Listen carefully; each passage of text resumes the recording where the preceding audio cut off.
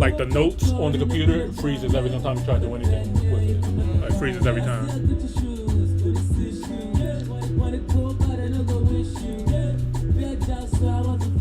Alright, I'm changing the vibe up.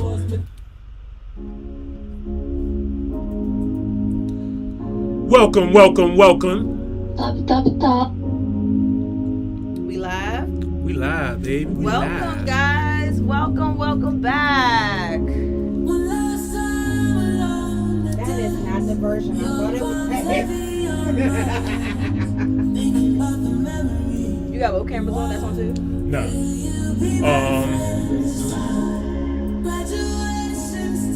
I want to sell that one, Okay. and I want to buy this one. This one? Yeah, I've been seeing that online. This shit is the fuck crazy. So this jump, you can set up 2 mics at a time with this thing. It's perfect for interviews. You can use it for a webcam. Bless you. It's just, yeah. But yeah, this shit is fire. And it's even smaller than that one. This shit can charge in 15 minutes. Yeah. You said charge in 15 minutes. 80% up in 60 minutes. Yeah, this shit is, and I knew this shit was gonna be like that too because it's been like almost like a 5-year gap between, so I knew it was gonna be a big tech jump. You know what I mean?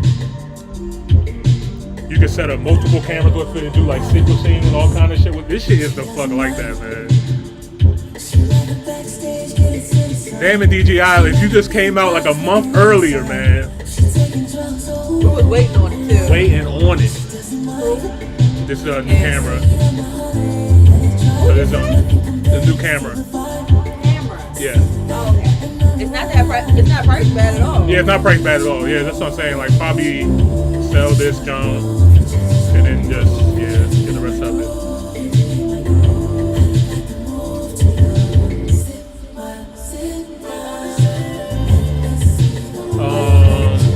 You know what kind of video we should do too? What?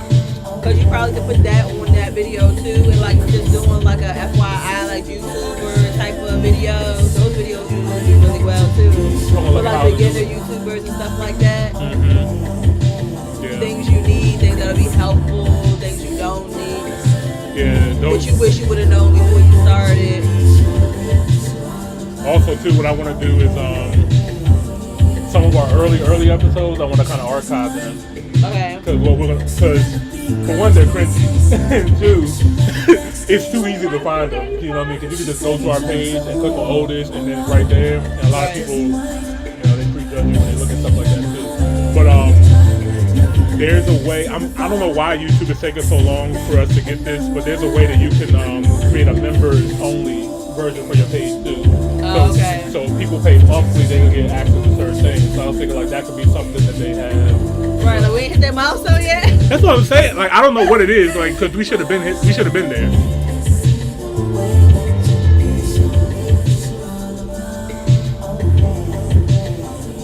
But yeah, all the content, the Kenyan content is doing really well.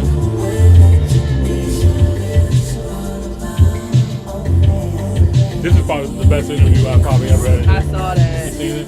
Did you see my little clips going? Yeah, you know what I mean? Like, and y'all still had a problem with the sound. Y'all was trolling me. That shit was aight.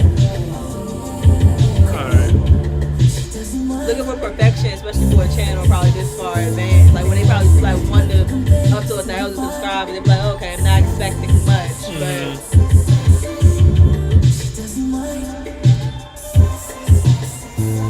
You want to pick a topic? This is Then 1 week we didn't do it. okay. I'm close now. Whatever that last one was.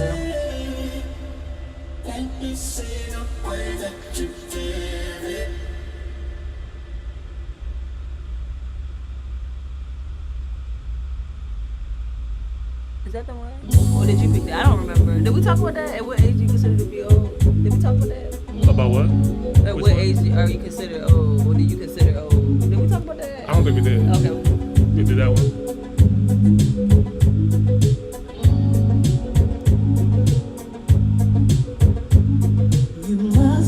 Hey yo, this wasn't even intended. This shit is a vibe though. Pull up on us, man. We just getting warmed up in here.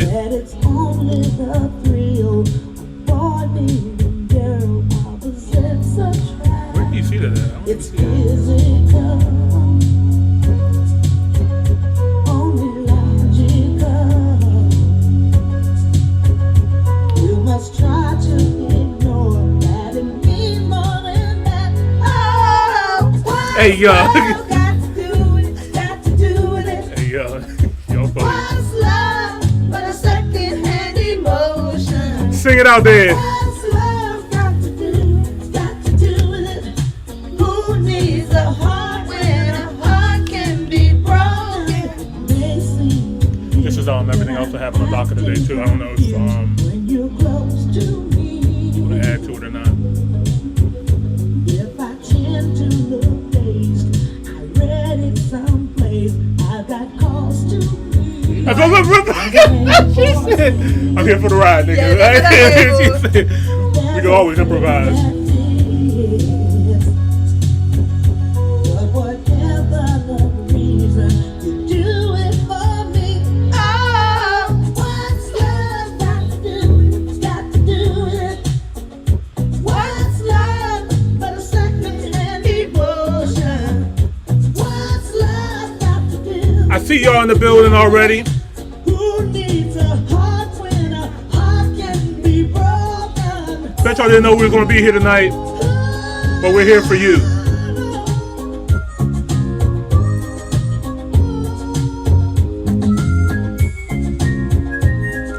Nelson, what up? Ebro, what's good? Allie J Official. I've been taking on a new direction. Robert Eli. But I have to say, Amiri, what's good? I've been thinking about my own protection.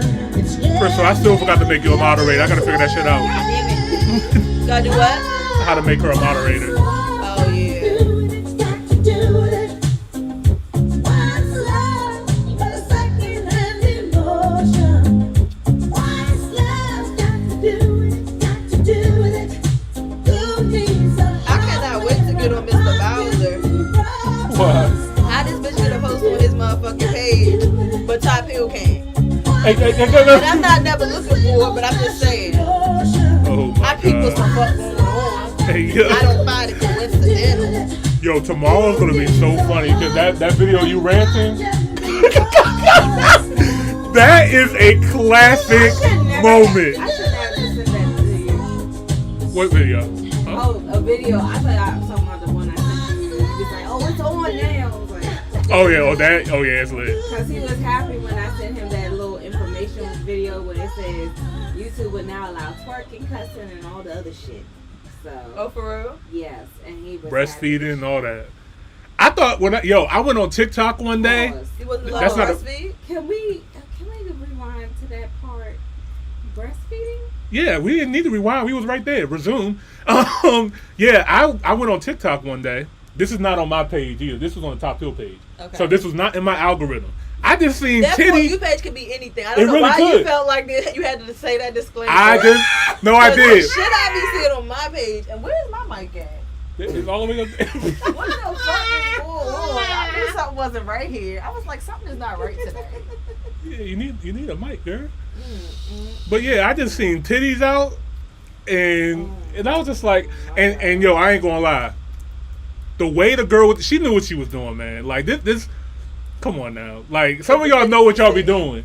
Yeah, Or like do y'all just overly sexualize everything? Every no, time you see no. a breast, do I it gotta saw, be sexy? I saw the look in her eyes, and it was killing. While it she was, was feeding her baby. yes. That's sick. It what? No, that's no, sick. no, really, it was sick. Like I looked at it, I was like, this is wrong. Low, like, And then TikTok, beyond. had the nerve to ask me, "Is this appropriate?" I was like, "I ain't no Wait, snitch." I don't even know. I was like, "I really don't know." But you wanted to snitch. I know I'm not gonna snitch. I'm never gonna snitch. I just Why go are they asking? It's a because they know. They're just They like, felt "Yo." it in their spirit, or other people was reporting. Other it, people and was they probably wanted to know reporting the how you fact felt that about they it. felt it in their spirit, though. I'm telling you. I remember when I was nursing Logan, because I exclusively breastfed him, Mm-hmm. and I remember I was at a restaurant, and this lady approached me while I was nursing. It was a white woman.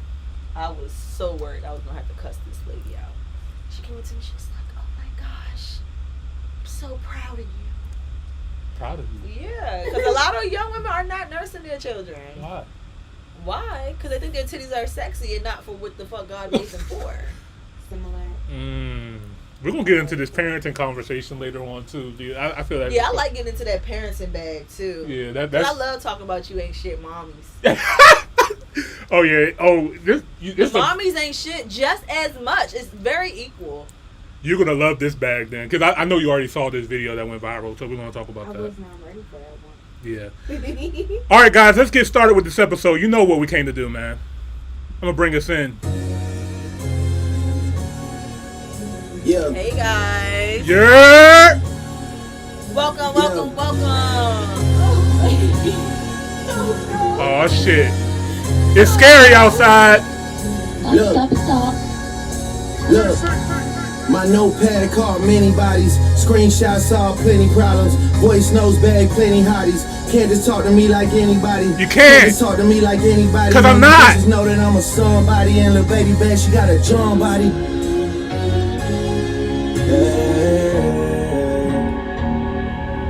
Bunch of feelings I just couldn't shake. Disrespect that I just shouldn't take. You just couldn't see the good in Drake. 4 months, not a long time, but you fuck somebody you just couldn't wait. You couldn't even You wait. broke my heart. Come on, You man. broke my heart. I don't know why I'm not in the mood for my favorite. That's crazy. This shit is And haven't been since he crazy. dropped the first photo. Yeah. Uh-oh. Careers on shelves like Amazon distribution center. Hell, really hate to call on Broski for the dirty work. I'd rather do it by myself. My tour ride and leave a got lazy you in a nigga good busy. mood? Got more traction than the salon is busy. Couple days like I'm the just river looking at you, Mississippi. looking great, Feeling like I'm smiling all pretty good Ricky. and shit. Yeah. Look, you shit is getting Hey, tricky. yo. Against me, I hear every single thing, man. They still going crazy over that smiling reaction, too. I love that one, too. I still love that song though. And I didn't at first. You broke my heart. I had my doubts about you from the start. Push to the edge like bird. On Instagram digging up dirt. You wanna smoke with me first. Well, This one gon' girl, Yeah. this one gon' hurt. Brown bad boys, sad boys. I've been representing since birth. Yeah, I was down bad about you, but I'm about to have you down worse. I swear you're dead to me. Does mistakes make her hers? Matter of fact, everybody in this bitch scream out. Fuck my ex. Yeah. Fuck my ex. Fuck my ex. Fuck my ex. Fuck my ex. It's like, no, y'all cool, y'all cool. Fuck my You ex. all love mine. Cause they love me too. Hey, Since you want some flame, fuck my head. Pussy niggas that should turn in my head. In a whip clowning on my head. Fuck my head, fuck my head, fuck my head, fuck my head, fuck my head, fuck my head. I don't even really feel this way about my exes, but this shit sounds so hard. I ain't gonna lie. Me and my ex was locked in, we good. I didn't do nothing.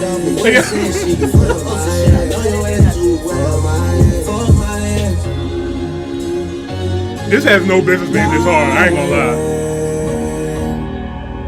Lying to my face. Thought you would've shown a little grace. How can I expect someone who never had their own place and know their damn place? God damn it! That is a word. That's- your head when you was one of some. Wait. Fuck my head.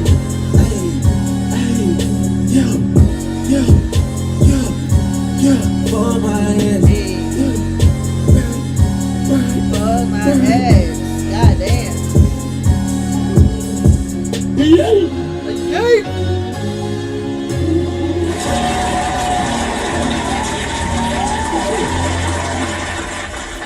Top. Lord have mercy. First All right. of all, it's Monday. It is. Happy birthday. Oh, yeah. Go ahead. Let's do that one more. Aw. Before we get started. Happy birthday Yes. to Crystal. Let's give her a round of applause, y'all. Wow. Coming to work on her birthday. That's what I call dedication right there. I love to see it, man. Love to see it.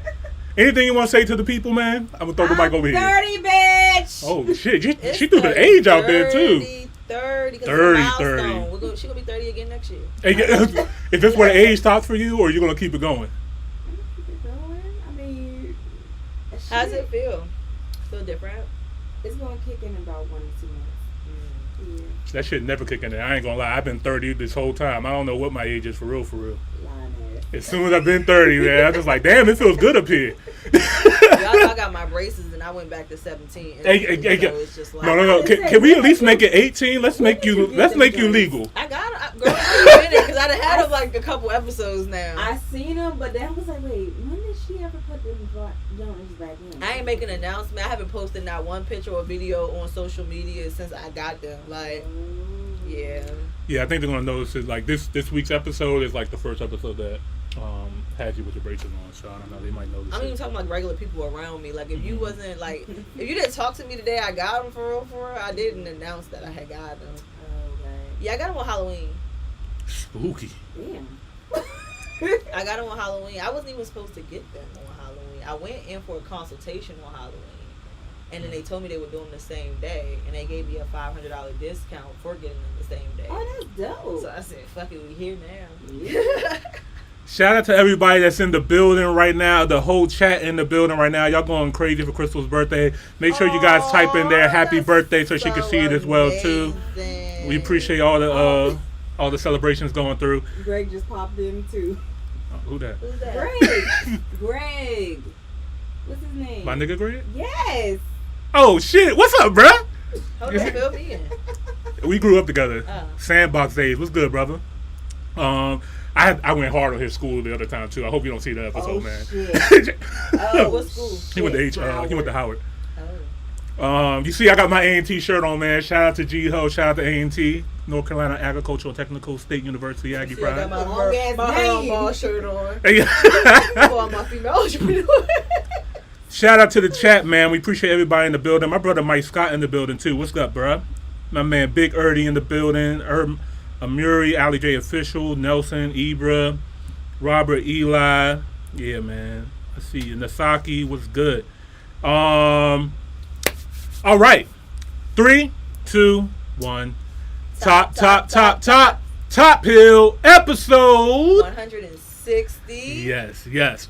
Welcome to another episode of the Top Hill Podcast. This is your boy, Mr. Top Hill Pod, aka E Money Boss. And I'm your girl Jamila with her own boss. And yeah, guys, welcome to another episode, man. We're glad to have you guys back in the building with us, man. Before we get into it, man, Jamila, how you doing? I'm alright. How was your week? It's alright. Okay, cool. Anything new you want to tell the people? Not a damn thing. All right, cool. Well, let's keep it moving. She did my nails. Oh yeah, they so cute, and I keep looking at them too. I'm like, they are so cute. birthday. Yes. Shout out to Crystal and her birthday. Birthday nails, okay. Happy Don't birthday. do that. Was Don't it? ever fucking do that. What I Don't, did? don't do that. What I Don't do did? that. Watch What your I motherfucking tone, I don't even bro. know what I did, honestly. Watch your tone. I mean, you seem like you were just very much unconcerned, and I know you're not concerned, but chill. Chill. Don't do too much. Don't do too much. Crystal, how was your week?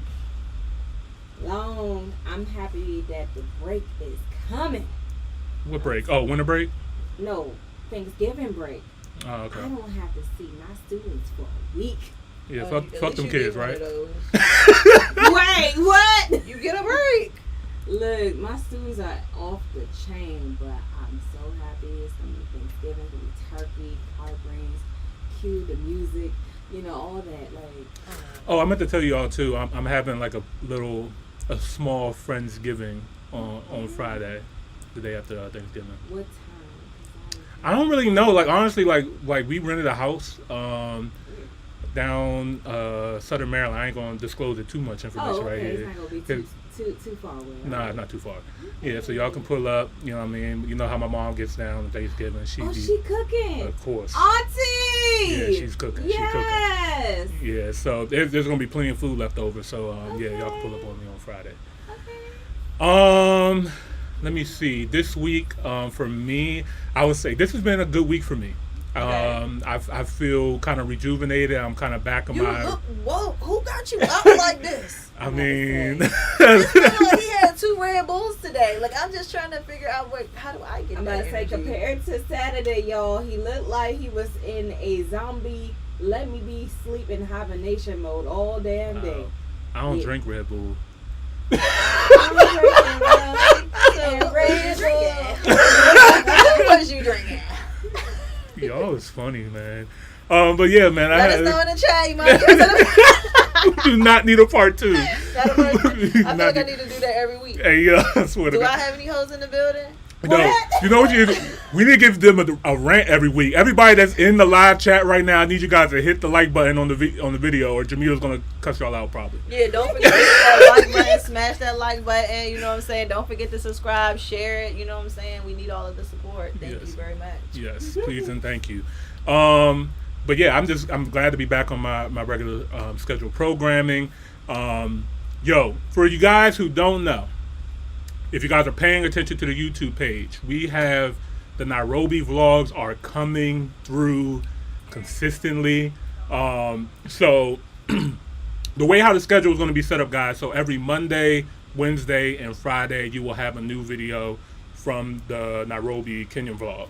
And like I said, there's enough videos that's going to last all year long. So if you guys want to see my whole trip from, Nairobi to Mombasa, Diani Beach, the safari, the restaurants, the dating, the everything, like the walking tours, it's all going to be there. So make sure you guys are subscribed, hit the notification bell, so that way you guys can be notified. It will be every Monday, Wednesday, Friday at 9 a.m.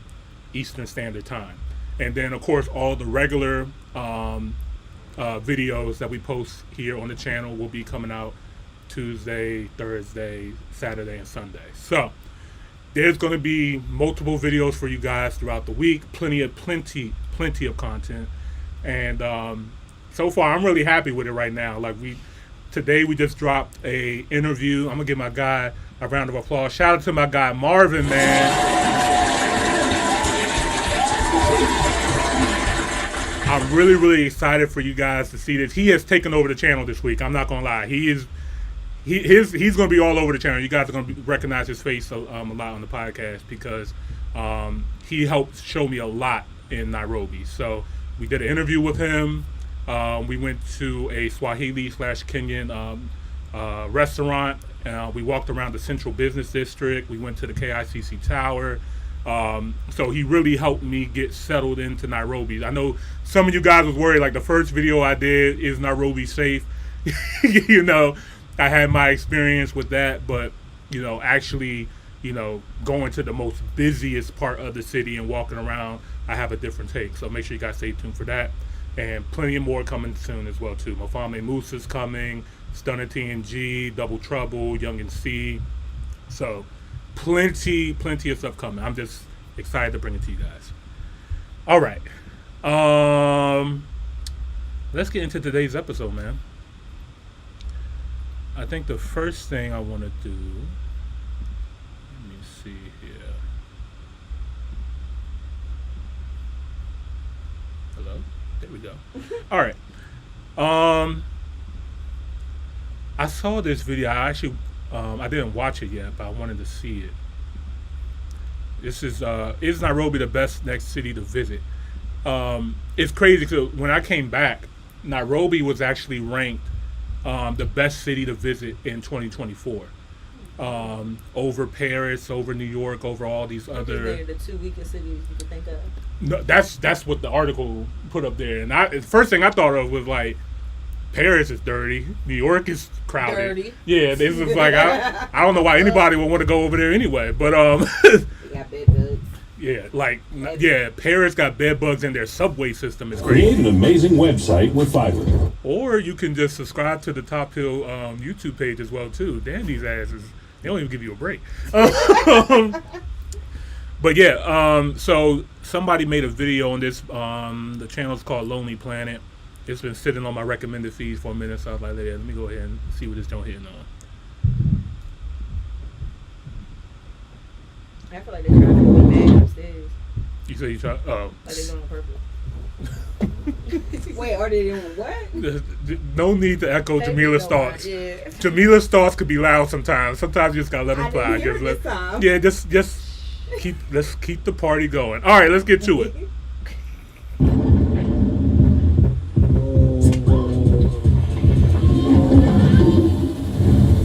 I'm Graham Safir, and I grew up here in Nairobi. I work as a producer, and trust me, being in Nairobi is a full sensory experience. Yeah, that's a fact. You're gonna meet the dreamers and doers who call this city home, and we'll show you the sights, smells, tastes, and sounds of Nairobi. Yeah, this is fire. Nairobi looks like the rainbow. Like a beauty that you can't describe, you know. The graffiti you see on the street. Like a painting. Vibrant people. Everybody got some style. Nairobi looks like this. Like a national park I was there. right in the city. Nairobi looks like 2 white miners in the morning. And it just took me 10 minutes to get here from my house. How epic is that? Look. Consider the world's only wildlife capital. Nairobi National Park is only fenced in on 3 sides, allowing for a natural migration to and from the surrounding plains. At Shelbrick Wildlife Trust, nearby visitors can get to feed and pet rescued baby elephants. Oh, my favorite. Beautiful, isn't it? My name is Patricia, and I'm going to show you some of the art. I'm so mad when I went there. That's the only thing I didn't get to see. I didn't see elephants. I didn't go to the elephant orphanage. I didn't have enough time, y'all. Next time, I have I'll so be many. there. Yeah, Jamil gonna pull I up. won't be missing those elephants. Perfect. So that's perfect reason I to need go a back. sugar daddy, somebody. Wow, you gonna put that on every episode? When Sugar, she gets it.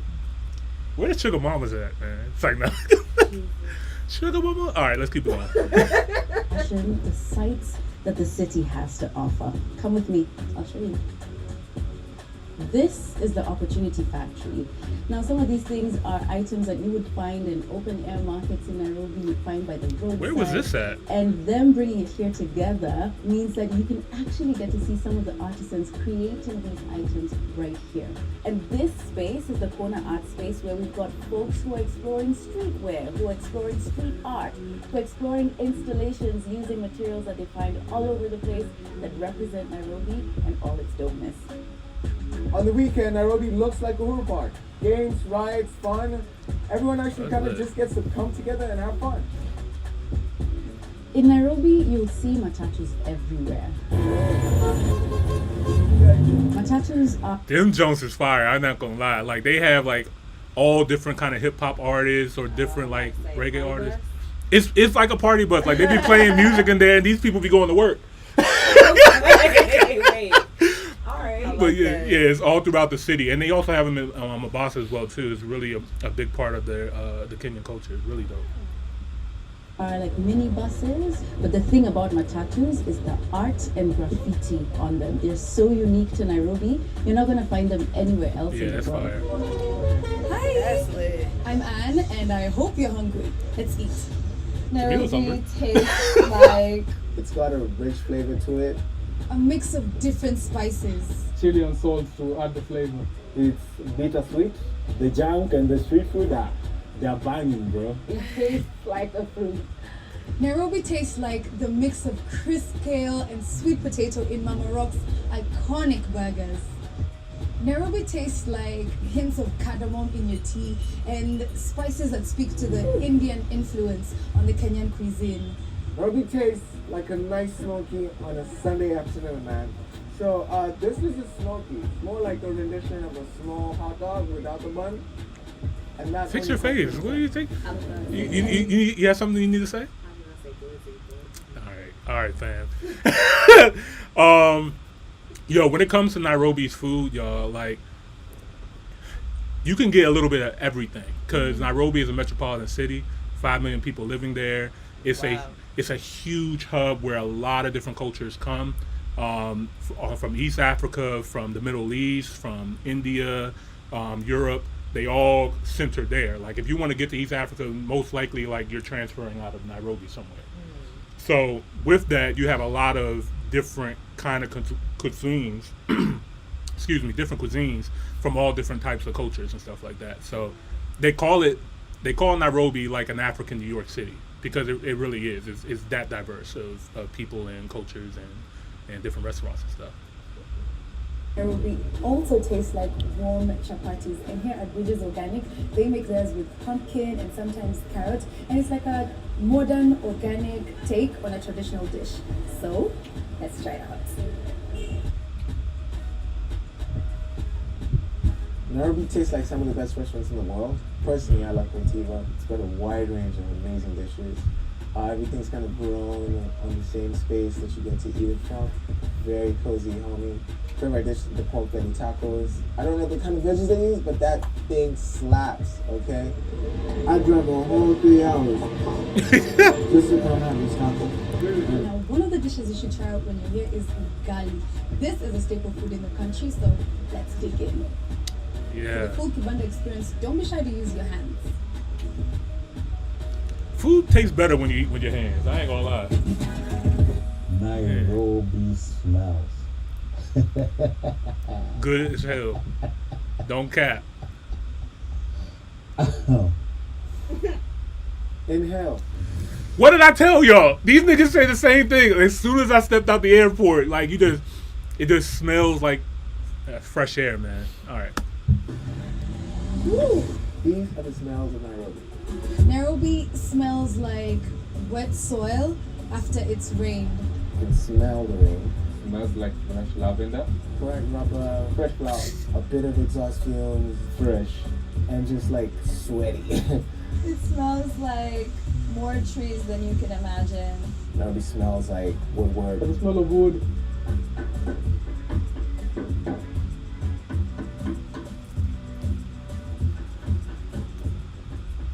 What's good? This is Blinky Bill, a musician from Nairobi City. Welcome. This place gets kind of loud sometimes. I haven't heard of him before. These are the Haven't sounds reacted to of him the yet. Nairobi sounds like the club on a Friday night. It's like a music that you want to dance to. Swear. Nairobi sounds like some of the That's- best nights in the world. Muse, for example, we don't even know when the sun comes out, but we're there. We're there. It's one of the few clubs that go for that long, and at least once in your life, you need to give yourself that. One thing you'll hear in Kenya is the sound of drums.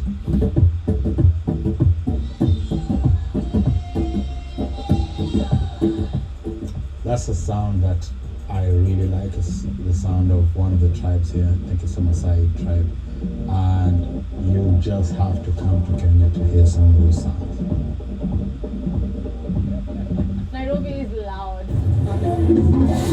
Nairobi is intense. But then again, Nairobi is love. Nairobi feels like a warm hug. You will feel the love. Nairobi also feels like nature. Niaje Wase, my name is Nema Githere and I'm one of the co-authors of the Lonely Planet Kenya Guidebook. You've experienced all of the other senses, but really, Nairobi is a feeling. Nairobi feels like the breeze at Karura Forest. Karura Forest is one of my favorite refuges in the city. Every time I'm here, I just feel a sense of peace, incredibly meditative, away from the hustle and bustle of the rest of the city. Oh, Nairobi has like a lot of texture. Nairobi to me feels like beadwork. I've been coming to the Maasai market for as long as I can remember, but these beads in particular always stand out to me because I get to watch her make them in live time, and she just like has this precision about all of her artwork and the designs. Like each of the different kinds of necklaces and headpieces correspond to something within the culture, within the Ma culture. It's almost like a massage for your fingertips. All of the tiny pieces coming together to create this like collage of texture. And that's what driving around the city feels like. We have skyscrapers and all of this traffic. There's still at the heart of it this texture of culture. Nairobi feels like home. Nairobi feels like home. It does feel like home. It's like a second home to anyone who is visiting. That's how I And you'll feel. I'm feel ready to go it back when home. you come here.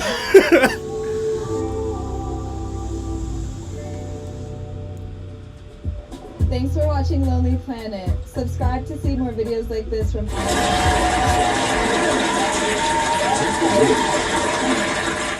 That was a really good video. It was. Subscribe. Yes. I definitely subscribe. Shout out to Lonely Planet, man. That was a really great video. I think they did a really extremely good job on describing Nairobi in great detail. But In a perfect amount of time too. They did a very well detailed video so quickly. exactly, like, and Shout honestly, out to them for that, because I know you know how hard that is. God, 7 minutes. They did it under 8. God dang. I don't know how they did it. And all them cuts, like, I have producer brain whenever I look at YouTube videos and stuff like that. I'm just like, this guy had to sit here for at least a week to do this video, to do these edits. I'm not even a producer, but I know what it takes to produce. So Yeah. whenever I watch anything, especially whatever you're doing, I'm just like, oh my gosh. And when you said how much time you had and how much time you had to get it to, yikes. Yeah. So, shout out to Lonely Planet again. Great video, great details. But even within that time frame, that's still not even a quarter of Nairobi. You know what I mean? Like, Nairobi is that expansive. It's so many things. Like, I'm looking at some of the things that they mentioned. I'm like, wow, okay, next time I go, I want to try that. Like, I hear about the nature around there. I didn't really get a chance to really experience that as well. Because like, that's what I'm going to Africa for. Right, like like I don't care about none of the people. I'm gonna keep it a bag. No, like But- when it really, like, at least just for me, just because like I'm so in tune. Like when she was like how like meditative this space is, like that's the bag that I'm in. right. It's like I can meet with people virtually all day She long. said Like virtually. I'm still gonna talk to you, but when I get to Africa, I want nothing more than to be around the animals and the nature. yeah, but it's still too to connect with the people and the culture and the food and learning the language, learning the traditions. Like, you know, that's also done through people. I think like one of Nairobi's greatest assets are the people. Absolutely. You know what I mean? But I also feel the like that's nature most as well. places though. Yeah, Like well, everybody, I mean. well, but there's some places that especially people. when we talking about like African culture and Yeah. stuff like that, because. But there's a lot of times that people will go to places and they hear good things and they get there and they're treated differently. You know what I mean? Because I noticed that too. There's a lot of like travel baiting where people will go to a place that not that many people know about and talk about how great it is and try to get people to come here just to get, you know, views and engagement because people don't know much about it. People haven't been there and they're finally looking at a video that is different. So that you got to be careful with, you know what I mean? And I don't feel like I don't feel like Nairobi is that kind of city. You know what I mean? I feel like Nairobi is very. Give us an example of one of those types of cities. I'm gonna go with Tulum. Like before Tulum got like really popular before COVID, like there was people going out there, and when I went there, I'm just like, this is what y'all was talking about. Like, this is not that great. Like, it's like, y'all hyped up this place like it is like heaven on earth. Like, there's so many things to do and see. I don't know blah. why. I've never been, but just even looking at the pictures, the architecture is very dated. Everything just looked dated to me. Not that it looked bad. Like, I did appreciate, you know, the old culture, but I just feel like that was the vibe that it gave. Like, it just gave old and not very exciting. Yeah, it's Everybody's pictures to me just looks the same, dry. It's just Very the same, exciting. the same tourist areas as always posted. Right. Like the one with the head, the one with the bamboo, the one Yeah. with the swing. Yeah, so like for somebody like me or you, or people who have traveled to many different places, like you go there, you're gonna be like, oh, this is not that spectacular. But for somebody who has never left the United States before, and then they go to Tulum, that might be a big deal for them. You know what I mean? Because it's something different. Like, and not to say it's like I don't completely. even think it's that big of a deal for them. I think that they're just so happy to be doing something trendy. Yeah, and that too. Like, I ain't gonna lie. Like, when I went out there, the person that I was with, we weren't even supposed to go to Tulum. We were staying in, where were we staying at? I want to say we were in Cancun, but Tulum was just like an hour drive or something like that. Okay. But they were so pressed to go to Tulum just because that's what everybody was talking about, stuff like that. So we It go was to an hour Tulum. away. I probably would have wanted to go to. Yeah, Just to see it. yeah, Like, just what's to the see hype what about? right to see what the hype is about. So we go down there, we go to the beach. I will say, like, you know, the pyramids there were cool. Like, I got to see like the pyramid, that was cool. But other than that, it was just a regular beach. You know, regular culture. Like, they have, you know, restaurants and nightclubs and bars and stuff like that. Cool, but it's not, to me, it's just overhyped. You know what I mean? Not saying that it's terrible. You're just not it's going to just go there and overhyped. get a once in a lifetime experience. Right, exactly. So yeah, that's an example for me.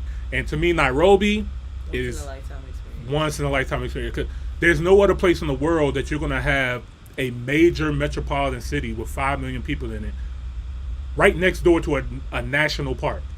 Now, I'm not talking about Watkins Park.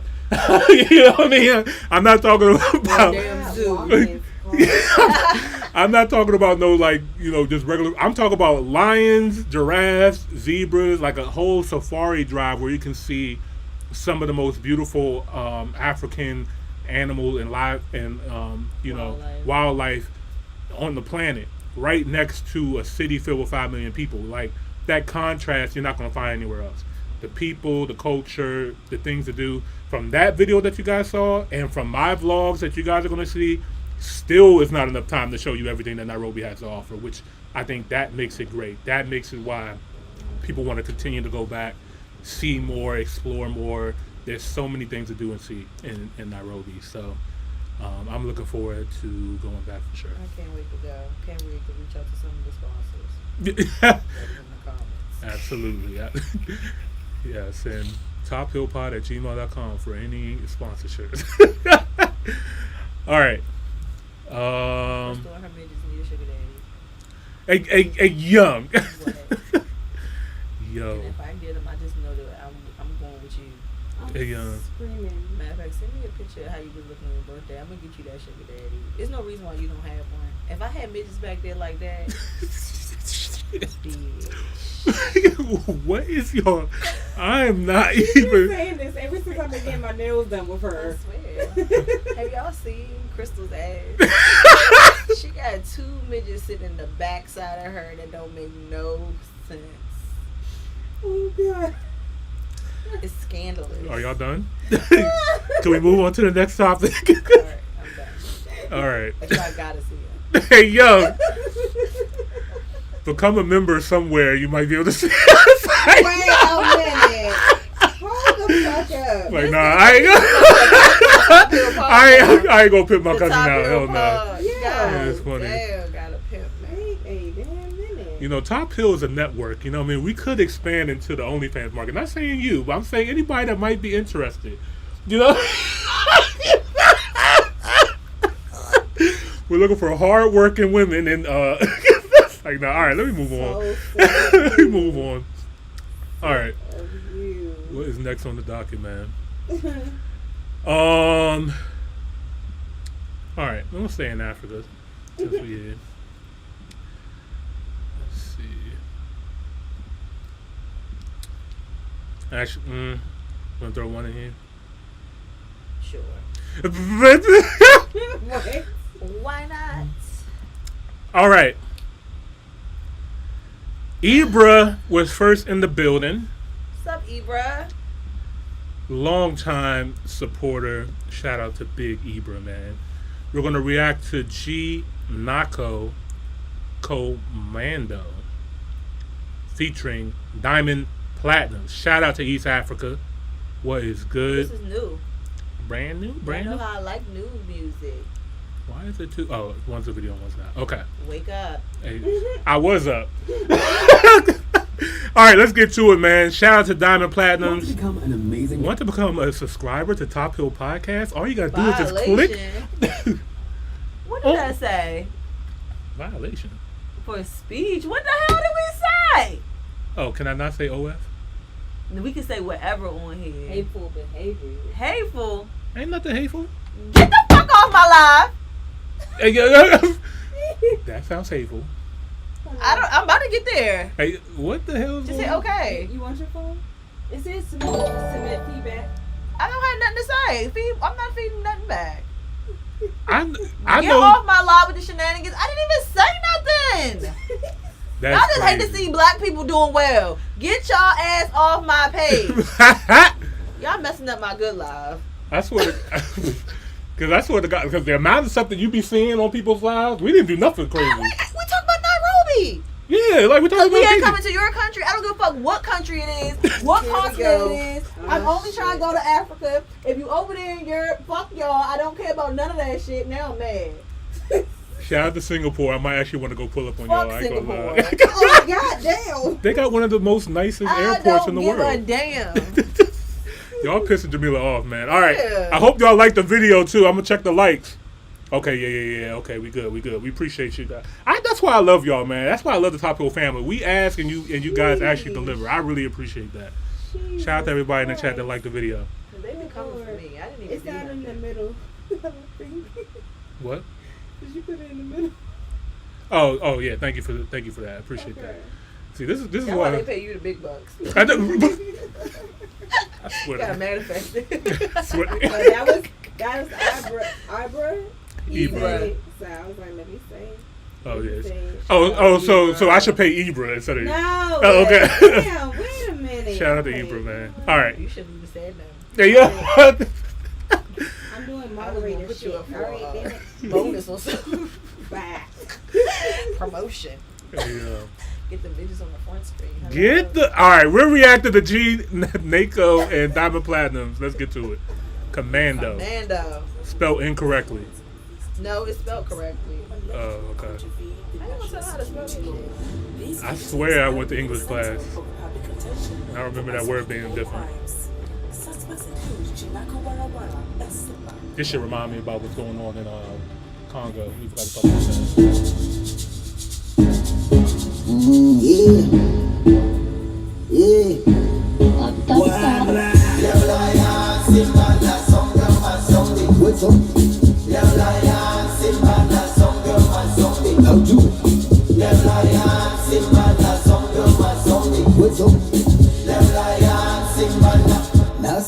Simba Dangote. Omalicha, kiugo mufeki natingisha. Unana sifa, tumisifa, kuendele kuzikida, nazilipa. Wajifanye boni hapa, mzaliwa, kata kutukikitaka kinaliwa. Wanagulu papa, maziwa, chapa kuligo mibata, unalia. Anza poleni, na mawote poleni, na katia poleni, na wasalia poleni, mlo watu poleni.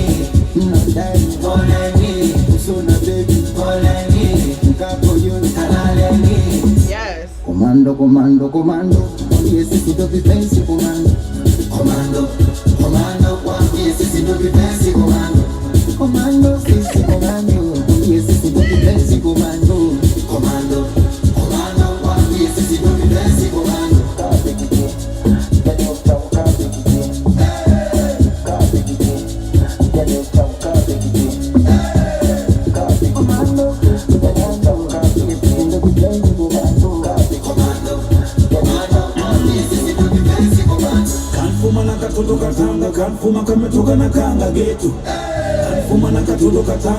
All right, bring the heat in there.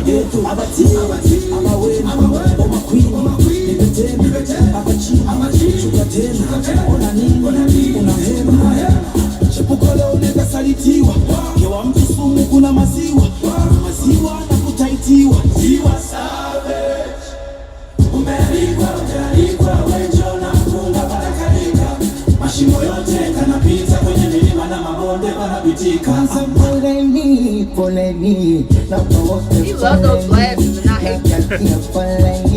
Remind me of the Soldier Boy, y'all. Where's like a lot of Swear, everybody else about to say that. You. he wears with a lot of videos. Comando, yes, it's the defense, commando, yes, it's the defense, commando, sisi comando, yes, it's the defense, commando, yes, it's the defense,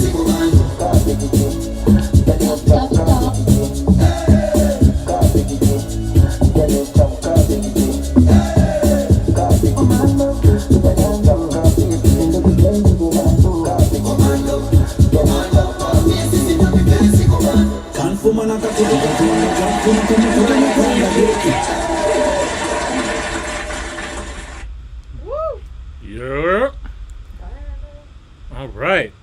That was G, Nako, and Diamond Platinums with Commando. At this point, Diamond Platinums to me is just like the African king of making anthems. Like his music just gives like turn up anthems. Like he's gonna give you an anthem every year. He like DJ Khaled, but he actually rapping. You know what I mean? Like he gives up that high quality, great sound every time. Like High energy all the time. yeah, like when you know you're getting a Diamond Platinums record, like we reacted to a lot of his songs, and 9 out of 10 of those songs that we react to is some kind of like anthem, chant, something that's going to keep you going, something Dance that's music. He didn't dance. give us no moves though. He usually get down with the choreography. Yeah, he normally I do. was waiting for it. This was more on some other type of time. You know what I Yeah. mean? I like He was this. iced out as per usual though. You know, Hang gotta time stay is getting fly. longer. It's not real though, but hey, I'll take it. He heard what you said. But this song is hard, man. I love the visuals on this. Like Diamond Platnumz always gives us really great visuals. Look good, sound good, feel good. Yeah, it's like just the highest of quality. And let me give G Nako some props as well too, man. It's not Cause we say act like that was Diamond's song. I'm sorry. I ain't gonna lie, this is their song. But He did a great job too. He Yeah, should yeah. never gave Diamond Platnumz that much time though.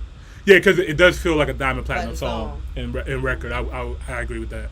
But I actually think I need to research Diamond a little bit more. I want to know what his situation is because I notice that he does this a lot with different artists, where he'll hop on a record. It kind of becomes both of their record. You know what I mean? It's not like it's G Nako featuring Diamond Platnumz. They made it clear it's G Nako and Diamond Platnumz. So I think it could be a way of, Diamond is being one of the suggestion. Big Ibra always coming through. Appreciate you, bro.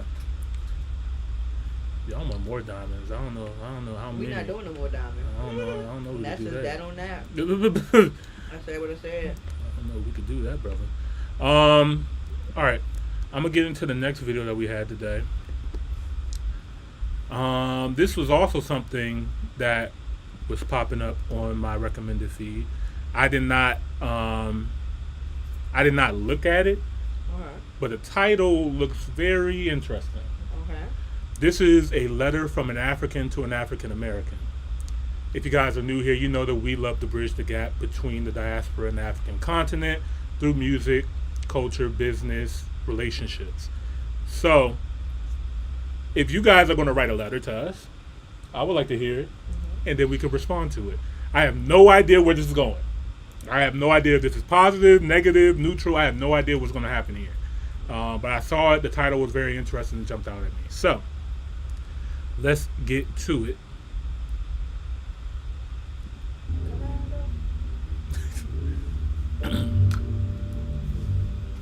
Oh shit, this is about to be real dramatic. All right. Buckle up. All right, let's see what's going on here.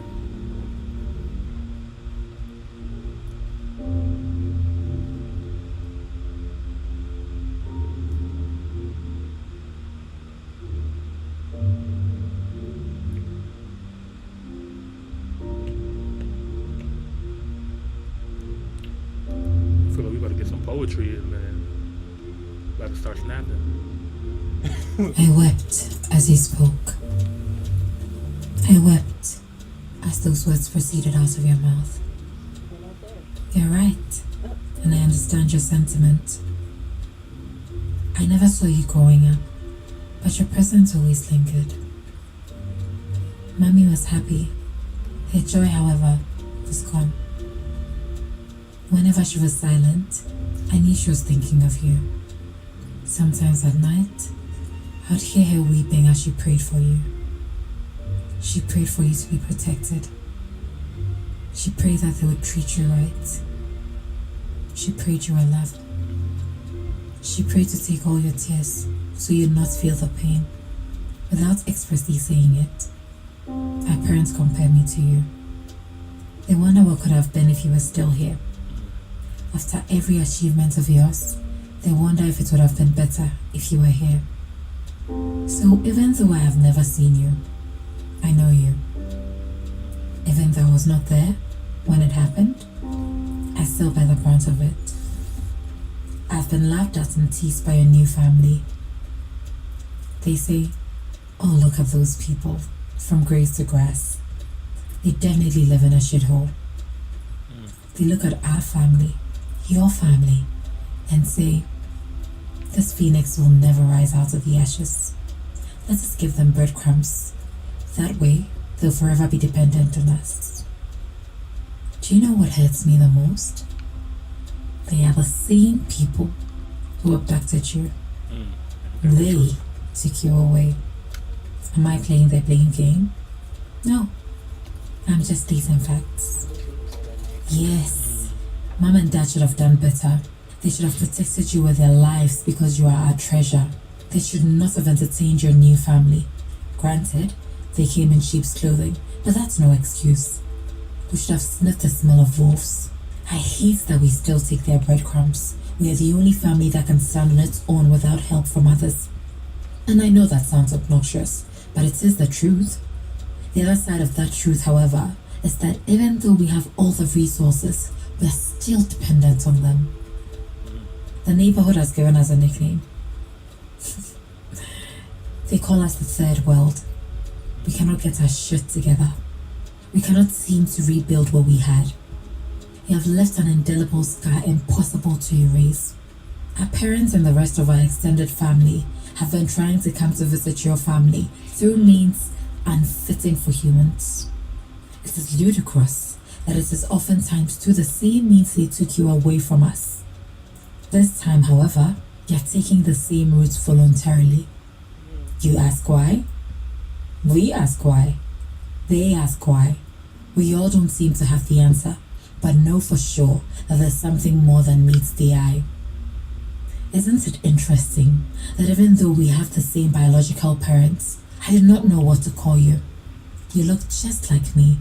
That melanin cannot be mistaken for anything else. Our features are so similar. I feel it when you smile. Your wins are my wins. At least, that's how it feels. Even the way you dance reveals your ancestry. You dance to the rhythm of the beat. Only we can do that effortlessly. We're connected. Even if you refuse to admit it, there's something about me that draws you to me and vice versa.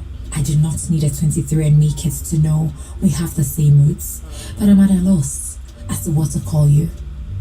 Sibling, friend, or stranger. I have not recovered from it, and neither have you. I am engulfed by brokenness. Something is missing. Something I lost. Something I never knew I needed until it was taken from me. Stolen from me. I think about you, you know.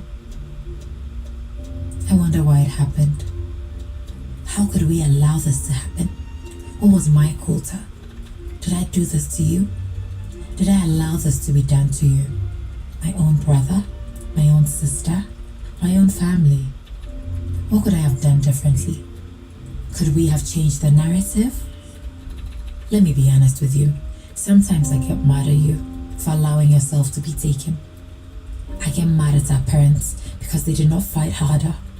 Why didn't they devise a plan and follow you? Why had they, whether sadly or in a grandiose manner, contributed to giving you away? But above all that, I get mad at myself the most. Why? Why was I not taking? I have asked myself this question more times than I am willing to admit. I know it is a silly question. You are probably wondering, how dare you ask that? Do you know what we had to go through? Do you know what we saw? Do you know the PTSD that runs through our veins? Do you know the tears we have shed? The lynching, the disgrace, the shame, the assault? Do you know what it means to be descendants of enslaved men and women? Do you know what it means to be arranged like sardines underneath a ship with no breathing space? Do you know what it feels like to be placed in dungeons where you poop, pee, and have your period all in the same room? Do you know what it feels like not to see the light of day? Do you even know what it feels like to be pitched against each other? Do you have any idea what it means to be disgusted by the color of your skin because of what it connotes to others? Do you know what it means to be part of the minority wherever you go? Do you know what it means for your future to be cut out for you from day one because the system was not created with you in mind? Do you know what it means not to be represented, for your lips, nose, hair, and skin color to be a recipe for unwarranted jokes? I wish I could say I know how it all feels, but no, I cannot. I cannot imagine your predicaments because I have not been in your shoes. They took your name, they took your identity, they took your language, they took your belongingness. And I know I'll never understand what you went through. I cannot begin to fathom what you go through on a daily basis. I cannot put myself in your shoes. I can tell you, however, that being in my shoes is not a field trip either. This is no Wakanda. Something was taken from me too. My vibranium. A part of me. You. Losing you has caused a hole in the center of our hearts that nothing can seem to fill. No matter how hard we try, and trust me, we cannot go back to what and who we used to be before your new family took you. We can go back and forth on who suffers the most and who has been through the most pain. But this is not the Oppression Olympics. How will that help us to heal and connect again? It won't. We both know you need to find your roots and be firmly attached to the soil, and I need to find my branches in order to flourish. We cannot do one without the other. We need to be willing to make amends, to heal, and to accept. I need you to know and understand that we are proud of you. You have been through a lot, but you keep pulling through. I know you want nothing to do with me. I heard you say the other day, do not call me African American. I am Black American. I've got nothing to do with Africa. I've never been there. I've never eaten their meals. I do not know the culture. There's nothing that makes me half African. I wept as you spoke. I wept as those words proceeded out of your mouth. You're right. And I understand you. There's nothing I can say that will appease you. But I am sorry. I truly am. I wish this had never happened. I wish we had remained as we were. Our own culture, our own names, our own traditions, our own way of life. I wish we were basking in our own perfect imperfections. But I also know it is what it is.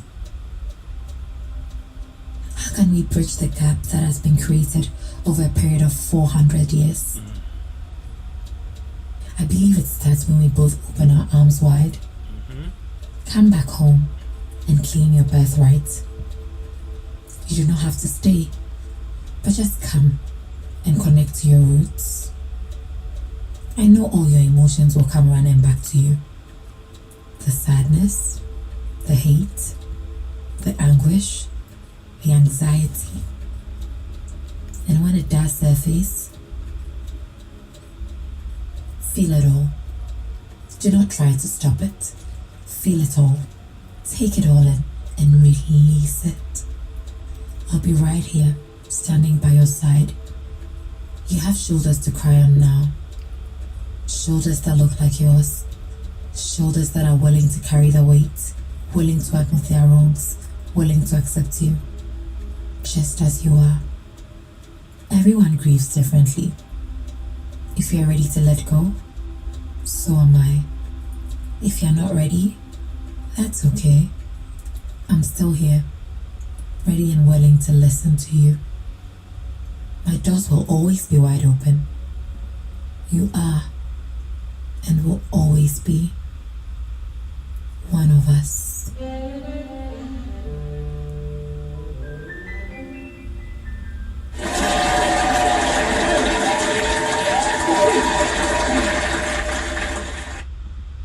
I'm gonna give her a double round of applause.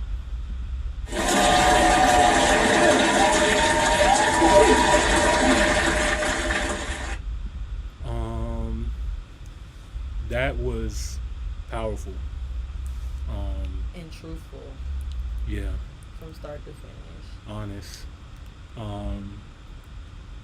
And honestly, that was a lot to take in.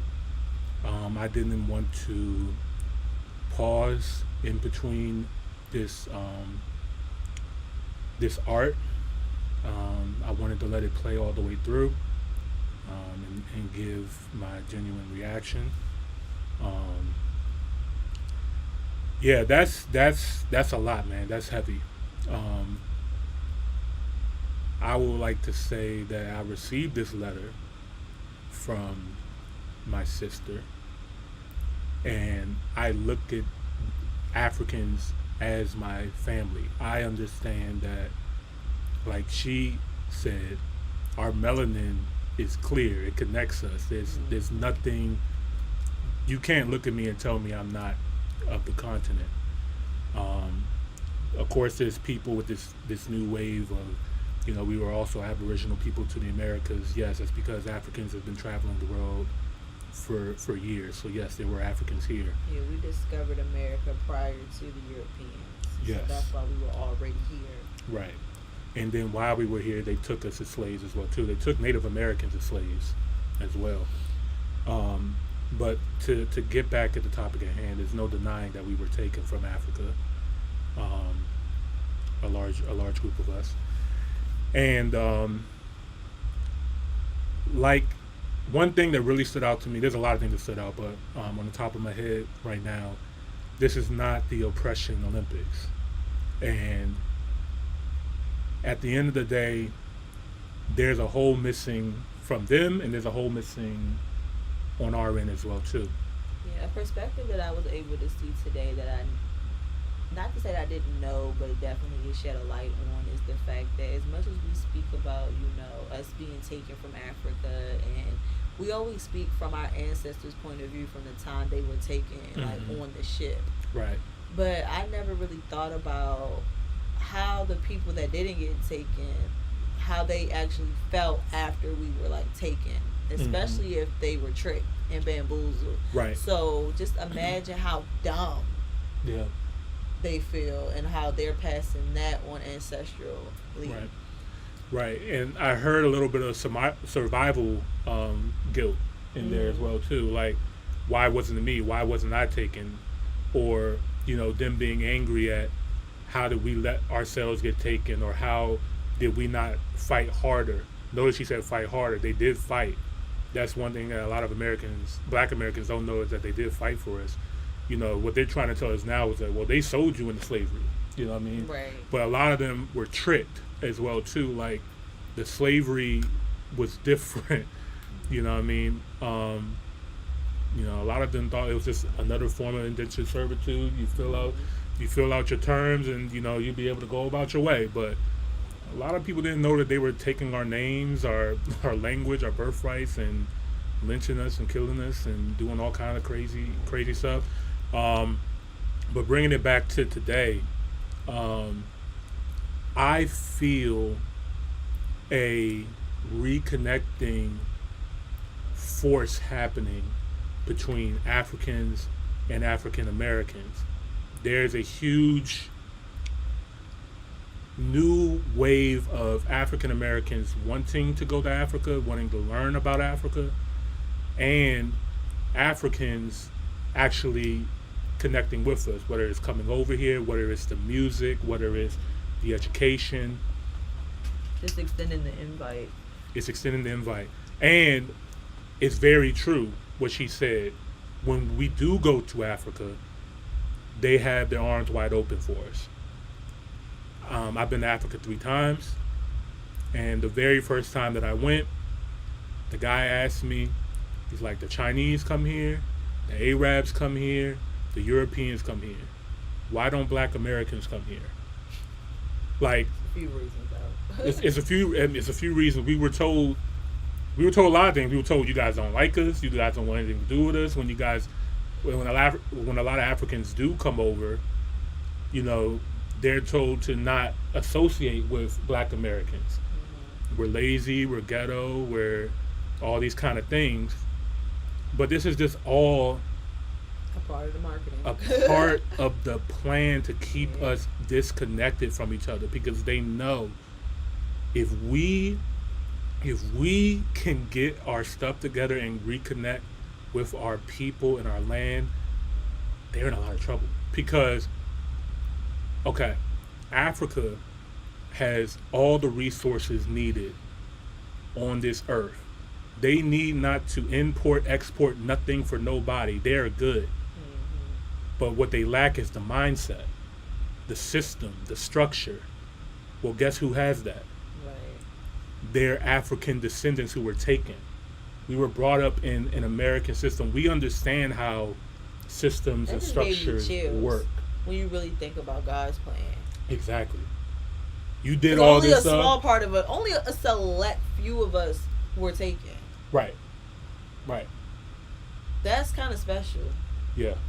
That's why I say like To say that we went through all of that though, like that is like and really survive. ridiculous. Yes. The fact that everybody we didn't exist, survive. right? That's what I'm saying. Like a lot of them didn't. So the fact that we did, we are the strongest version. Like we lasted.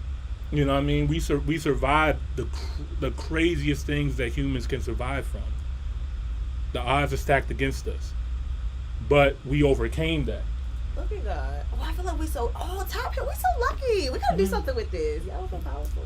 Yeah, like I definitely always feel power in my blackness. Like yeah. all the time. Like when I tell you all the time, like I feel so valuable walking around with all this melanin on. Yeah. Yeah, I've always felt proud to be black. I feel like I'm blessed to be this color, to be this skin, to be who I am in the time that I'm in. I ain't gonna lie. Because if you would have reminded 100 years earlier, I might have had a different story. But I honestly don't know my personality because there was always a select few of us that it was all very small. It's crazy. And I felt like I could have been one of them. though. I'm not even gonna hold. Could you. have been a Harriet Tubman. Yeah. Yeah. Like I really. I can see know that. Me. I can see that spirit in you for sure. That's not giving a fuck energy. Like. Yeah. Because imagine growing up. I mean, 400 years is a long time. Like imagine growing up. Your grandmothers, your mother, everybody in your family, all they knew was slavery. And here goes some random person saying, "Let's get out of here."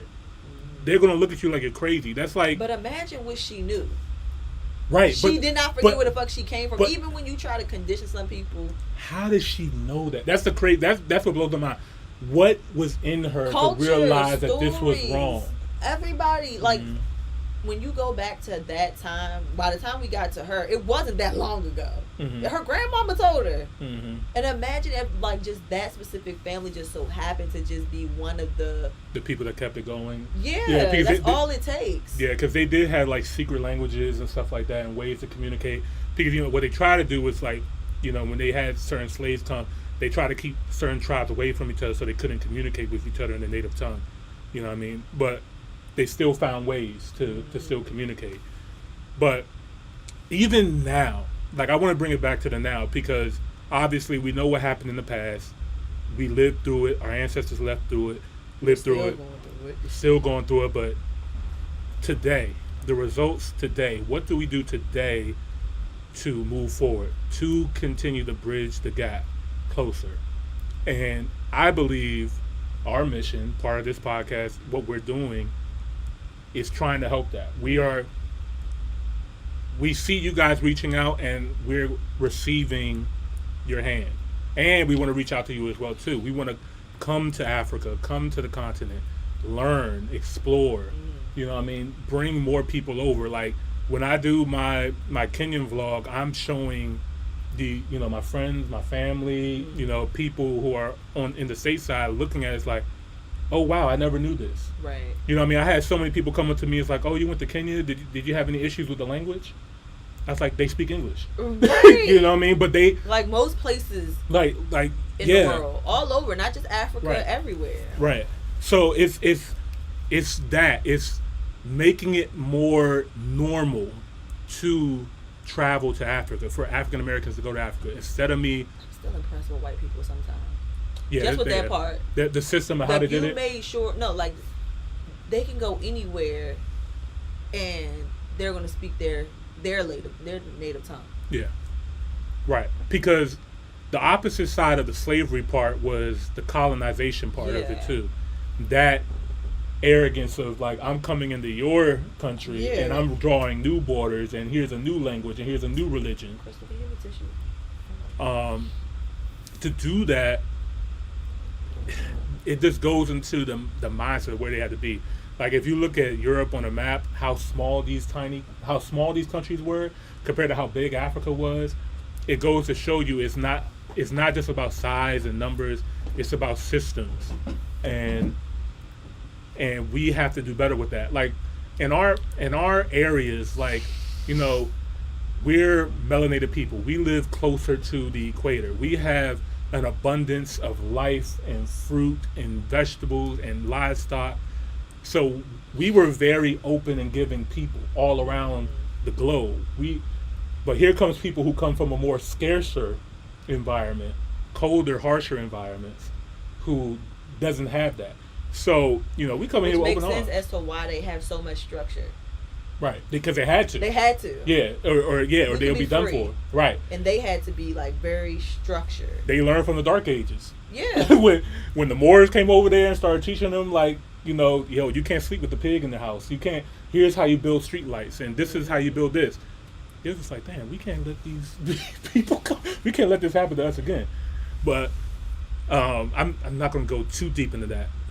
Sticking to the topic at hand. As a Black American, I'm going to continue to travel to Africa. I'm going to continue telling people they should travel to Africa. And whenever I see an African brother or sister here in the States, or when I go to the country, I'm gonna say what's up. It's universal. Like you said, like she said, like that. Our blackness is universal. I can go to Colombia, and I connect with Black people there. Mm-hmm. They look at me and it's like my color. What's good, my brother? Mm-hmm. Like we're connected. No matter how hard they try to separate us, we are still connected forever. And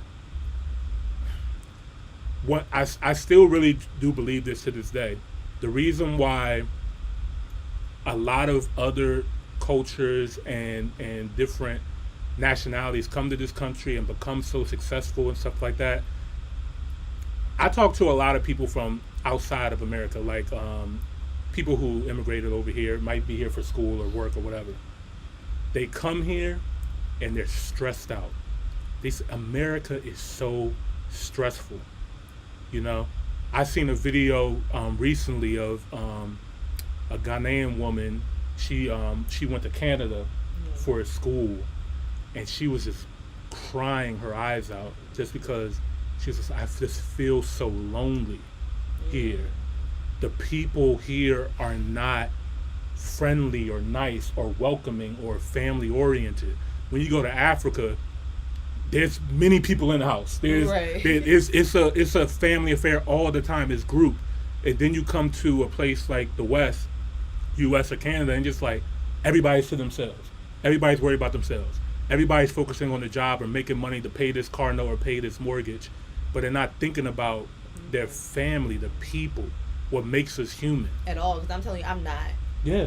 I'm not. And I want to. Like, I am, like, literally, like, craving it, like, so much, where I'm just like, I am so tired. Yeah. Like, I'm ready to give up everything. Yeah, like, I'm literally ready to give up everything. And going back, like, to the letter and stuff like that, I'm pretty sure, like, they think that we have, like, all this opportunity and things like that, or why we just won't come back. We don't have no money either. We struggling out here. They got us trapped here. We are trapped. So I looked up the median income again, right? I was incorrect. The median income in the U.S. is $38,000 a year. $38,000. That's what I thought. Yeah. I thought it was like 37 something. When I see 48, I was like, oh, it's going up. That's what I was thinking in my head. Right. I think 48 is the DC area. I think that's where I got that number from. But 38 is the U.S. So compared to inflation and what's going on in this country, $38,000 is not a lot of money for us. Now, to y'all, it sounds like we're almost half a millionaires. Right. If only we could make that money and we didn't have as much expense. If only we could make that money and put it back in a country that the dollar is more powerful in. But the way that it's taxed anyway, like, first of all, by the time we even get that, they've already taken it. We would have to live very below our means. Top. But this is what these other nationalities do. So they come here, like the different countries, Filipinos, Vietnamese, Indians, whatever. They come here. They realize America is a rat race. It's a trap. We come here. We make our money. We put it back home. We build our country. Mm-hmm. We invest in businesses and things back there. And while we're in America, we're going to only support and patronize our people. The Indians are going to go to the Indian market. The Latins are going to go to the Latin market. Africans are going to go to the African market. But the Black Americans, we fight with our own people all the time, tooth and nail, to come and support a Black business. It's just now starting to, like, get some kind of resurgence. But at one point, we were always like that. Mm-hmm. And that's when we had our most economic power. Like, when we were the most financially stable was during segregation, when we were supporting our own businesses, when we were doing things on our own. What I believe what needs to happen now is that just like every other person in this country, because this whole country is land of immigrants.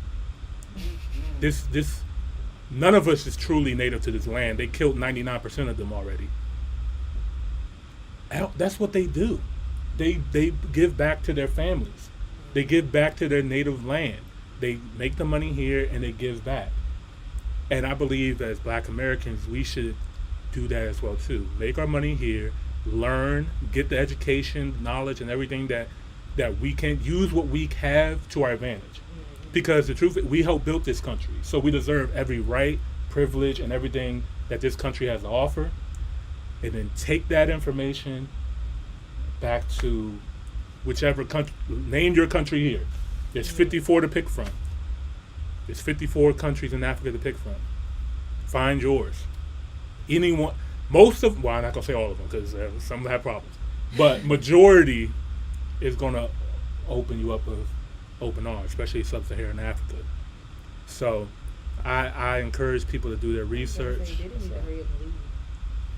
I don't know why that just came to my head before they freeze his passport. You said Diddy? Yeah.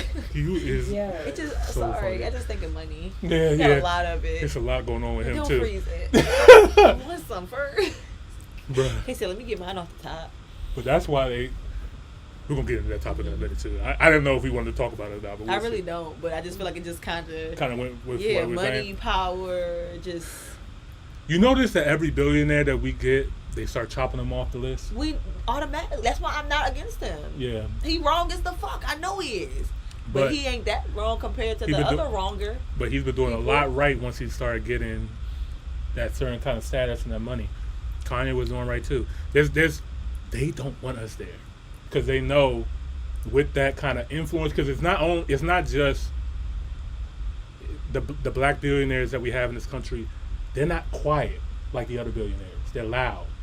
Diddy has influence. Kanye has influence. Jay-Z But they has had influence. it first. They were loud before they even got the Exactly. influence, which kind of sucks because look at how they got it. They were both entertainers. We don't have that many. We don't have any billionaires that aren't entertainers. We do. Really, we do. Robert I'm just Smith. saying, yeah. But with for- influence, he don't got that much influence. He has influence over the 1%. Right, he had to get loud though. Like he had to do that thing for more. Like he's now starting to get a little bit louder. But He still ain't making that much noise. even with that, like we listened to Diddy at InvestFest, and he said, "Look, I've been over the mountaintop. I see what's over there, and I'm coming back over here to tell you we need each other. Mm-hmm. We can't go any further without us fixing this problem."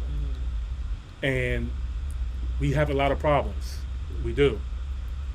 But one problem that should be easily solved is our lost connection with our brothers and sisters in Africa. I think that's one problem that we should be able to get over now. I don't hear people here in the States making fun of Africans for being Africans anymore. Not at all. Dark skin is cool again. Hello. You know what I mean? Like, Afro beats has taken over the globe. But it's baby steps, and I It think is. that because we're not about to have a racial divide anymore. It's going to be about the haves and the have-nots. Correct. I'm hearing right now, and it's starting. It's starting right now. Yeah. You hear how they're getting on the Disney CEOs and stuff like that for their numbers dropping and stuff like that. Ain't no money to spend. Y'all got it. So what exactly did you expect? There's nothing that they're going to be able to do. Y'all can't keep selling us the same Disney stories and fantasies and things. We're not buying into it anymore.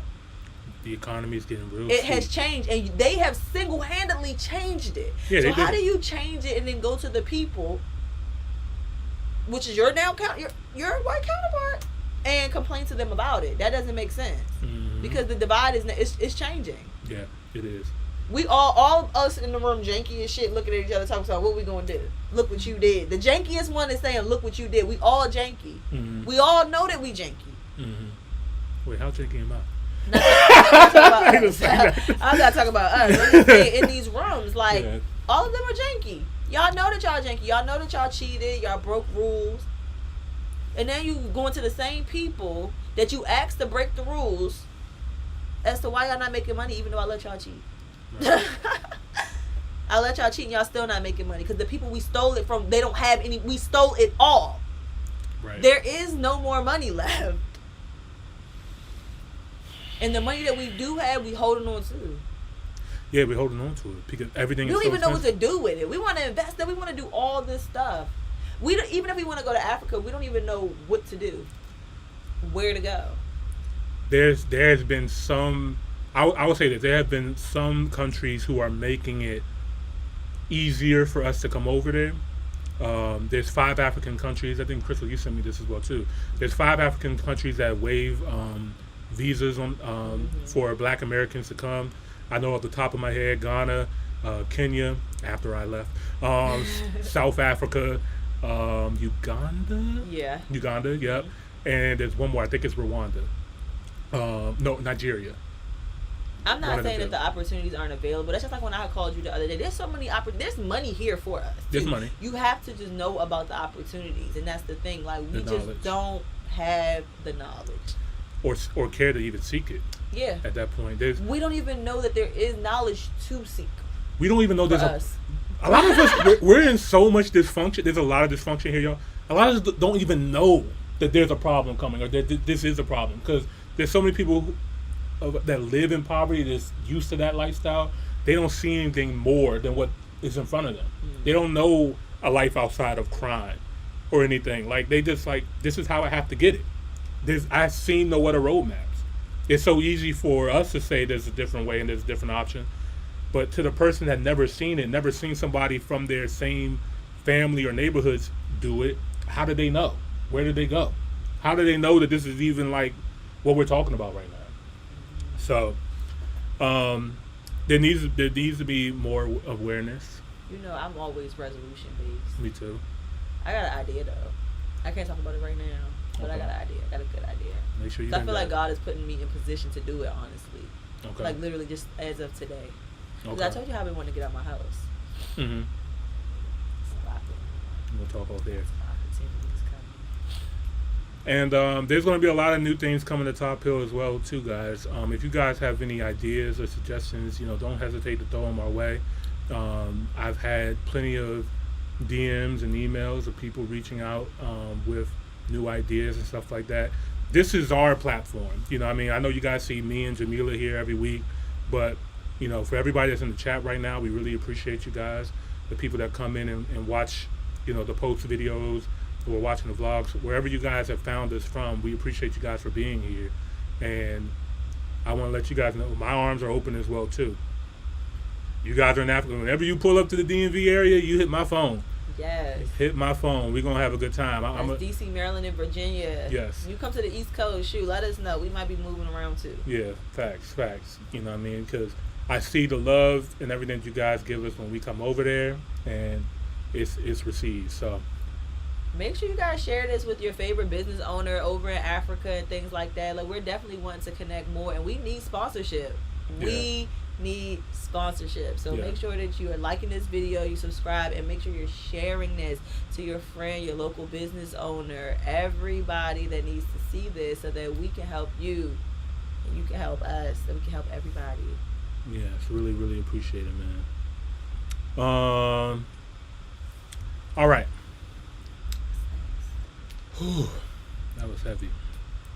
I'm gonna do one of these. We did that record already. We're not doing that.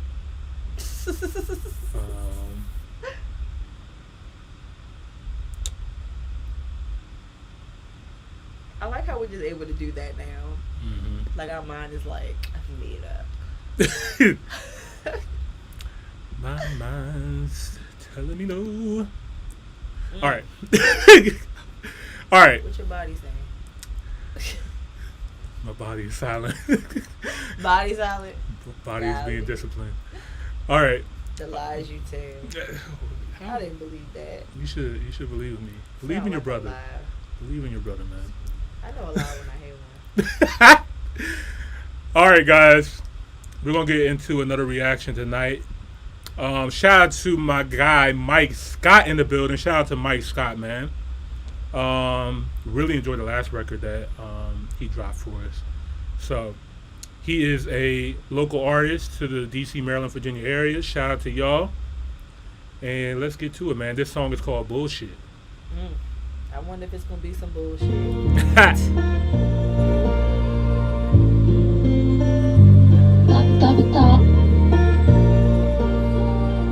Got a price up on my head, moving cautiously.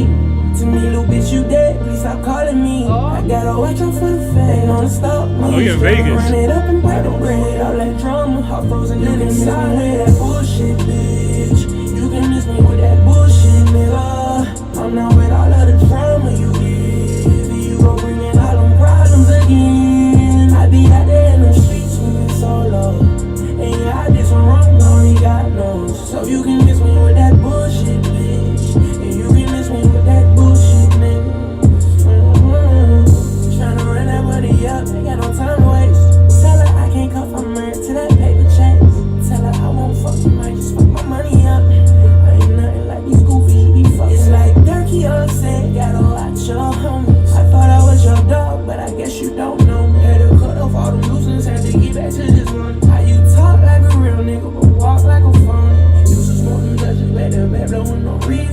Fucking on them motor coping problems, I don't need. I don't fuck with no drama like that, no bitch with alopecia. I wanna fall in love with the money, it's all I need. Yeah, real from the fake, the love and the hate. Friends turning foes, watch love come and go.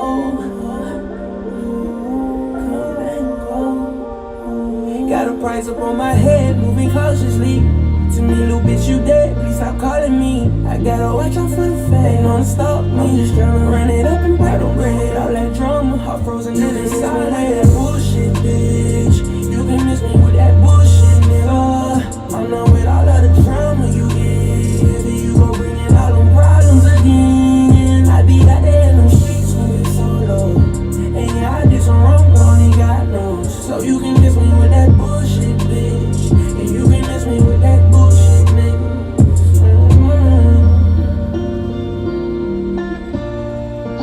Top.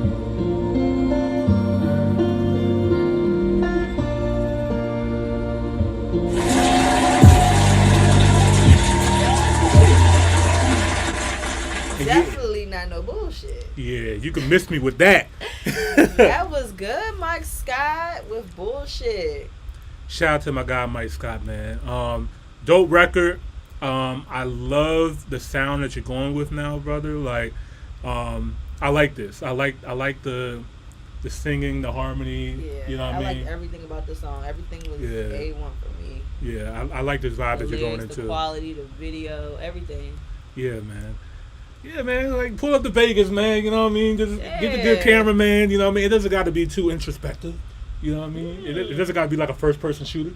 But you know, this joint was fire, man. I really enjoyed this. Dope record.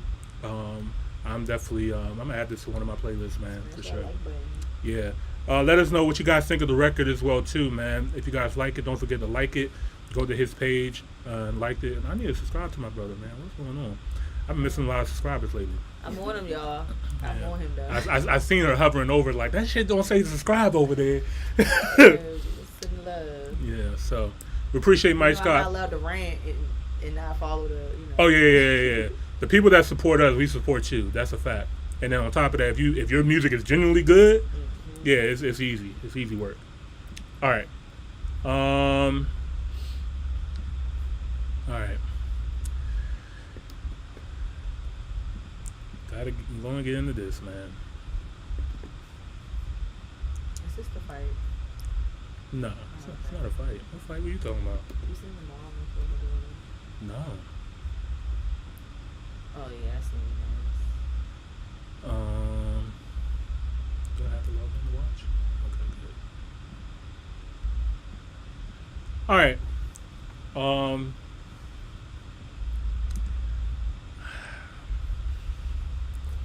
I didn't even watch the full video. I saw like half of it, and it was enough for me. Yeah, and you only needed to see that. Oh, okay, yeah. I didn't know You she. only needed to see Yeah, that. I didn't know she was talking that long. I didn't know TikTok you can make YouTube videos. That is a whole 9-minute video. Wow. Okay. All right. So we're gonna talk about this, guys. This video comes from a lady named Say. She is a Morgan State student. Shout out to Morgan State University. Okay. You know what I mean? My alma mater.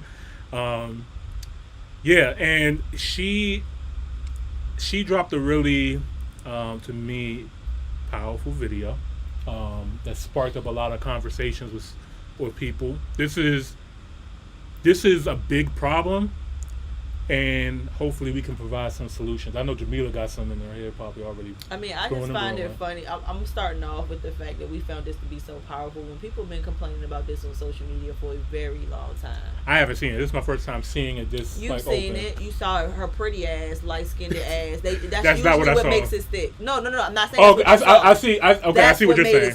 I see what you're saying. We have been complaining about this bullshit. Okay. You're not going to tell me this is our first time hearing the shenanigans. No. When you first heard the song, you complained about it in your head. We knew that it was going to get to our children. Certain songs. Yeah. We had this conversation before. Yeah, we had the conversation around parenting and why our kids are listening and being influenced by this kind of music and the problems that is happening. Yep. And this is, to me, direct results of why we have to be careful with the music that we're allowing our children to hear and taking some accountability for the music that's being created at the same time. You know what I mean? So I hear your point that why does it take a pretty face for the message to get finally thrown out? Because this went viral. This had like over 12 million views. The first day that she posted it, I think it had 1.5 million views. Yeah. Like, it went crazy. Now, I'm not one to shoot the messenger. She can't help that she's pretty. No. I'm not saying that at all. I'm just saying that now all of a sudden this message was so powerful. So loud. It wasn't. Well, it's the same thing. It's the same powerful message that's going on in our youth, but she didn't deliver it any like. Yeah, there's been many people complaining and messaging this too, but since it finally caught the attention of the masses, I'll take it however we can get it. Yeah, because Lord knows we needed to have this conversation. So we're gonna let her speak, and we'll chime in with our thoughts on it before. Crystal, have you seen this video yet? Okay, all right, cool. So we're gonna get her organic reaction to this as well too. I'm calling out all the parents. If you're a parent and your child is in pre-K to elementary school to high school, I'm calling you out. The children today, I have never experienced, and I'm 22. Oh, Crystal, you're really about to resonate with this one. Oh my God, I just put the pieces together. You're really about to resonate with what she's about to say. Having to teach and work with you guys as children has been the most traumatic experience of my life. I teach 5-year-olds ballet. 5-year-old girls ballet. I have a class of 10 students. They don't respect any authority. You ask them, can you stand in your designated spot? They're telling you no and shut up. They're throwing things at each other. They're throwing things at other people, other classmates. You say, can everybody sit in their spot? I don't want to. I'm not doing that. You don't get to tell me what to do. You're not my mom. You confront the parent. The parent tries to argue with you and fuss at you because you tried to reprimand and redirect their kid. I told a young little girl, please sit in your spot. You're not my mom. You don't tell me what to do. Okay. When her mom came to pick her up, I said, hey, your daughter's having a hard time following instructions. And 7 times today I've had to redirect her to just sit in her spot. Well, clearly she didn't want to sit, and mind you, this is a mom. Clearly she didn't want to fucking sit right there. So, I mean, if she telling you she don't want to do something, why keep asking her to do it? You know she's not going to do it. What world do we live in? Like, what in you guys' brain as a parent says, my kid not following any directions is a great thing. It's not that serious, and y'all don't have a right to tell her what to do. It's sad. It's sad. It's really, really sad. And another thing that's heart-wrenching is horrifying. It is horrifying. Your 5-year-old daughters are asking to listen to Pound Town. Right. And Ski Yee. Right. Your daughters, your 5-year-old daughters are asking, can we hear Pound Town? I'm playing them Princess Tiana ballet music. And they are asking me, can we hear Pound? They don't even know why this is bad. Right. Which is crazy. Like, I don't know what to do. I don't know what to do. And I'm so scared for these little girls today because this is the most insane agenda push I have ever seen in my life. Nah, it's crazy. We do freeze dance. You guys' daughters are twerking at 5. Crazy. 5. Crazy. Where's the parenting? There Where's is the none. boundaries? Where's the help? Y'all. All right. There's a fucking village, goddammit. I had enough. I had enough. This is all I needed to see. This is where I stopped it at before, because I was already triggered. I ain't gonna lie. I don't need to see any more. I get what she's saying. I'm gonna get the initial reactions from the ladies in the building first. Jamila, starting with you. What do you feel after? What was your reaction when you first saw this video, and what do you think about everything that she's saying? I want to put this in the right words. I'm so desensitized from a lot of this stuff. Mm-hmm. I've been to it. Because you're a great parent. You're a great mother. I really Like, do this parenting shit. Yeah, like I ain't gonna lie. Really do this parenting shit. When I have kids, I'm coming to Jamila. I say, I need to know your playbook. I want to know what guidebook, what you read, all this stuff, because how she parents her son is amazing. I'm not gonna lie. Like I see, your son's gonna be great. But Thank you. I really appreciate that because I really try my hardest, and sometimes even my hardest don't seem like it's good enough. it doesn't go unnoticed. Like you can tell, what you doing. Like I remember some of the things, like even early when he was younger, it was like, yeah, I don't feed them candy like that. That's the little things. I've been you know what eating I mean? for weeks. If y'all see me eating candy on this podcast, this is my son's candy. My son has not asked me, and this is with no exaggeration, he's not asked me for any of that Halloween candy, not one time since we went trick-or-treating. Right. Not asked me. The bag of candy is still sitting there. I'm the one going in there stealing lollipops. Right. And yeah. He don't eat it. Right. A child is a direct reflection Of the parents. a direct reflection, and it can even be the lack thereof. Because parents can be great, but if you're great and your child is not, what difference does it matter? Right, because something's not being communicated. There's some kind of missing branch that's not connecting.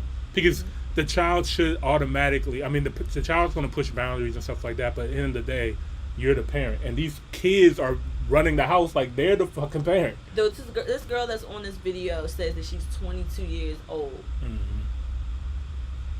That's 10 years younger than me. So the fact that she's able to see this, because her generation is off too. Right. There's 22-year-olds that's on that same exact level as that 5-year-old that's just that far gone. There's 22-year-olds with 5-year-olds. Stop. But it's just the fact that when I was her age and younger, I always saw this in our youth.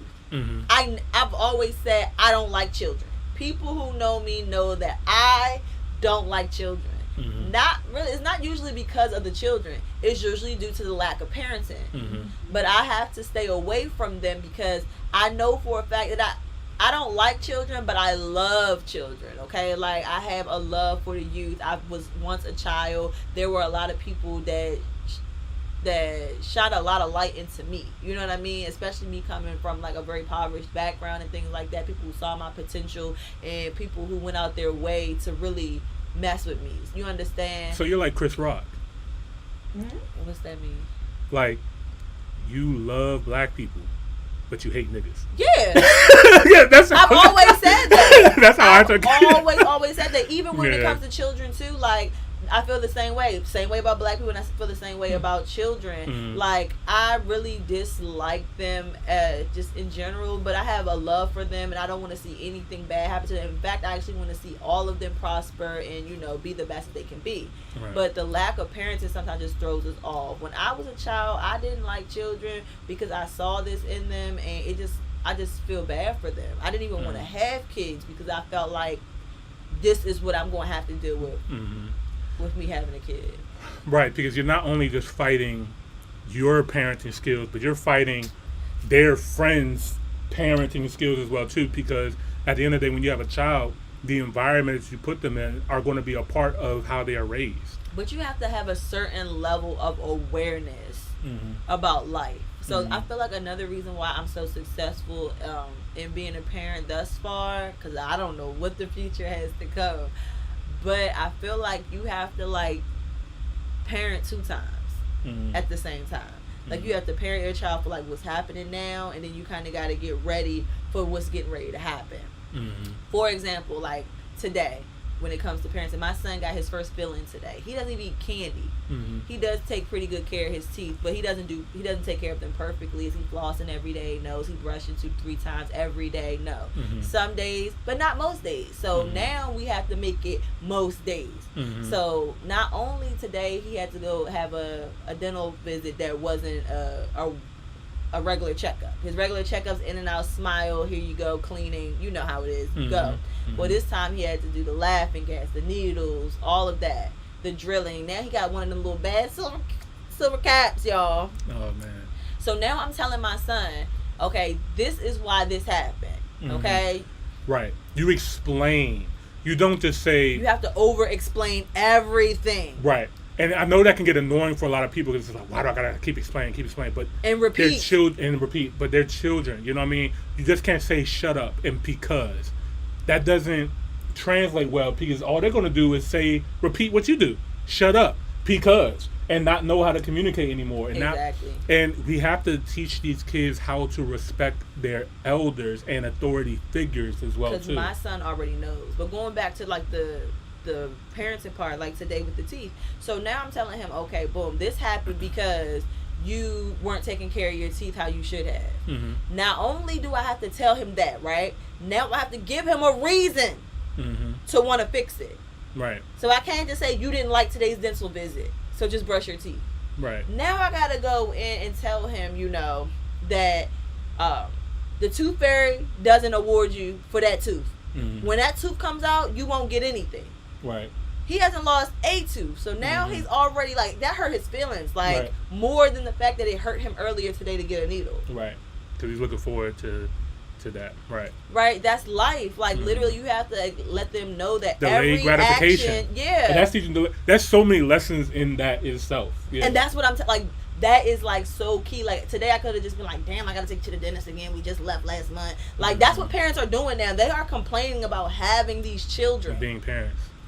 Yeah, I did see a video, another video earlier too, about this one woman complaining that she doesn't want her daughter anymore. I complain about it all the time too, though. I ain't gonna lie. I would never get on social media. I want him. I love him. I'm gonna keep him. That's like something I signed up for, so I'm gonna do the best I can. But it's so hard, and by the grace of God, I do have help from his dad. Right. If I didn't, I'm pretty sure I would be more vocal. I probably would be off the rockers. Like, I'm not even going to lie. Like it's tough. Just hard. It's I just see. That's why I'm so like. I'm taking my time. Like, I know it's hard to raise a child, especially extremely in hard, this day and guys. age. And I hats off to all the women who are trying to do it on their own. No, but we're not going to do that. I feel like that's what we need to stop it right now, because that's a part of the problem. It's part of the We problem. are going to stop. I want to finish my sentence because they ain't doing good. No, them moms that's around are just as bad as the absentee fathers. And just because you stuck around, I'm not about to pat you on your back for doing what you were supposed to do just because he didn't. Right. But what I'm saying is, there's women who are trying. Yes, I know there's a difference between the women who just because I have the child, I'm getting all the glory and just praise me. But they feel like they're trying. Yeah, okay, I'm talking about the women. I'm talking about the yes, they you know are. What I mean? But I'm talking about the women who are actually trying to be good mothers. You know what I mean? There's so many circumstances. Yes, of course. Maybe sometimes the man didn't work out. Sometimes the man got locked up. Sometimes the man died. You know what I mean? There's widowed mothers as well too. It's not always just the man cheated and so fuck these niggas. It's not always that. It's not. You know what I mean? Like there's sometimes they're just put in these bad positions. So the key, because we want to get into the resolution here. I don't want to just keep complaining just to be complaining, guys.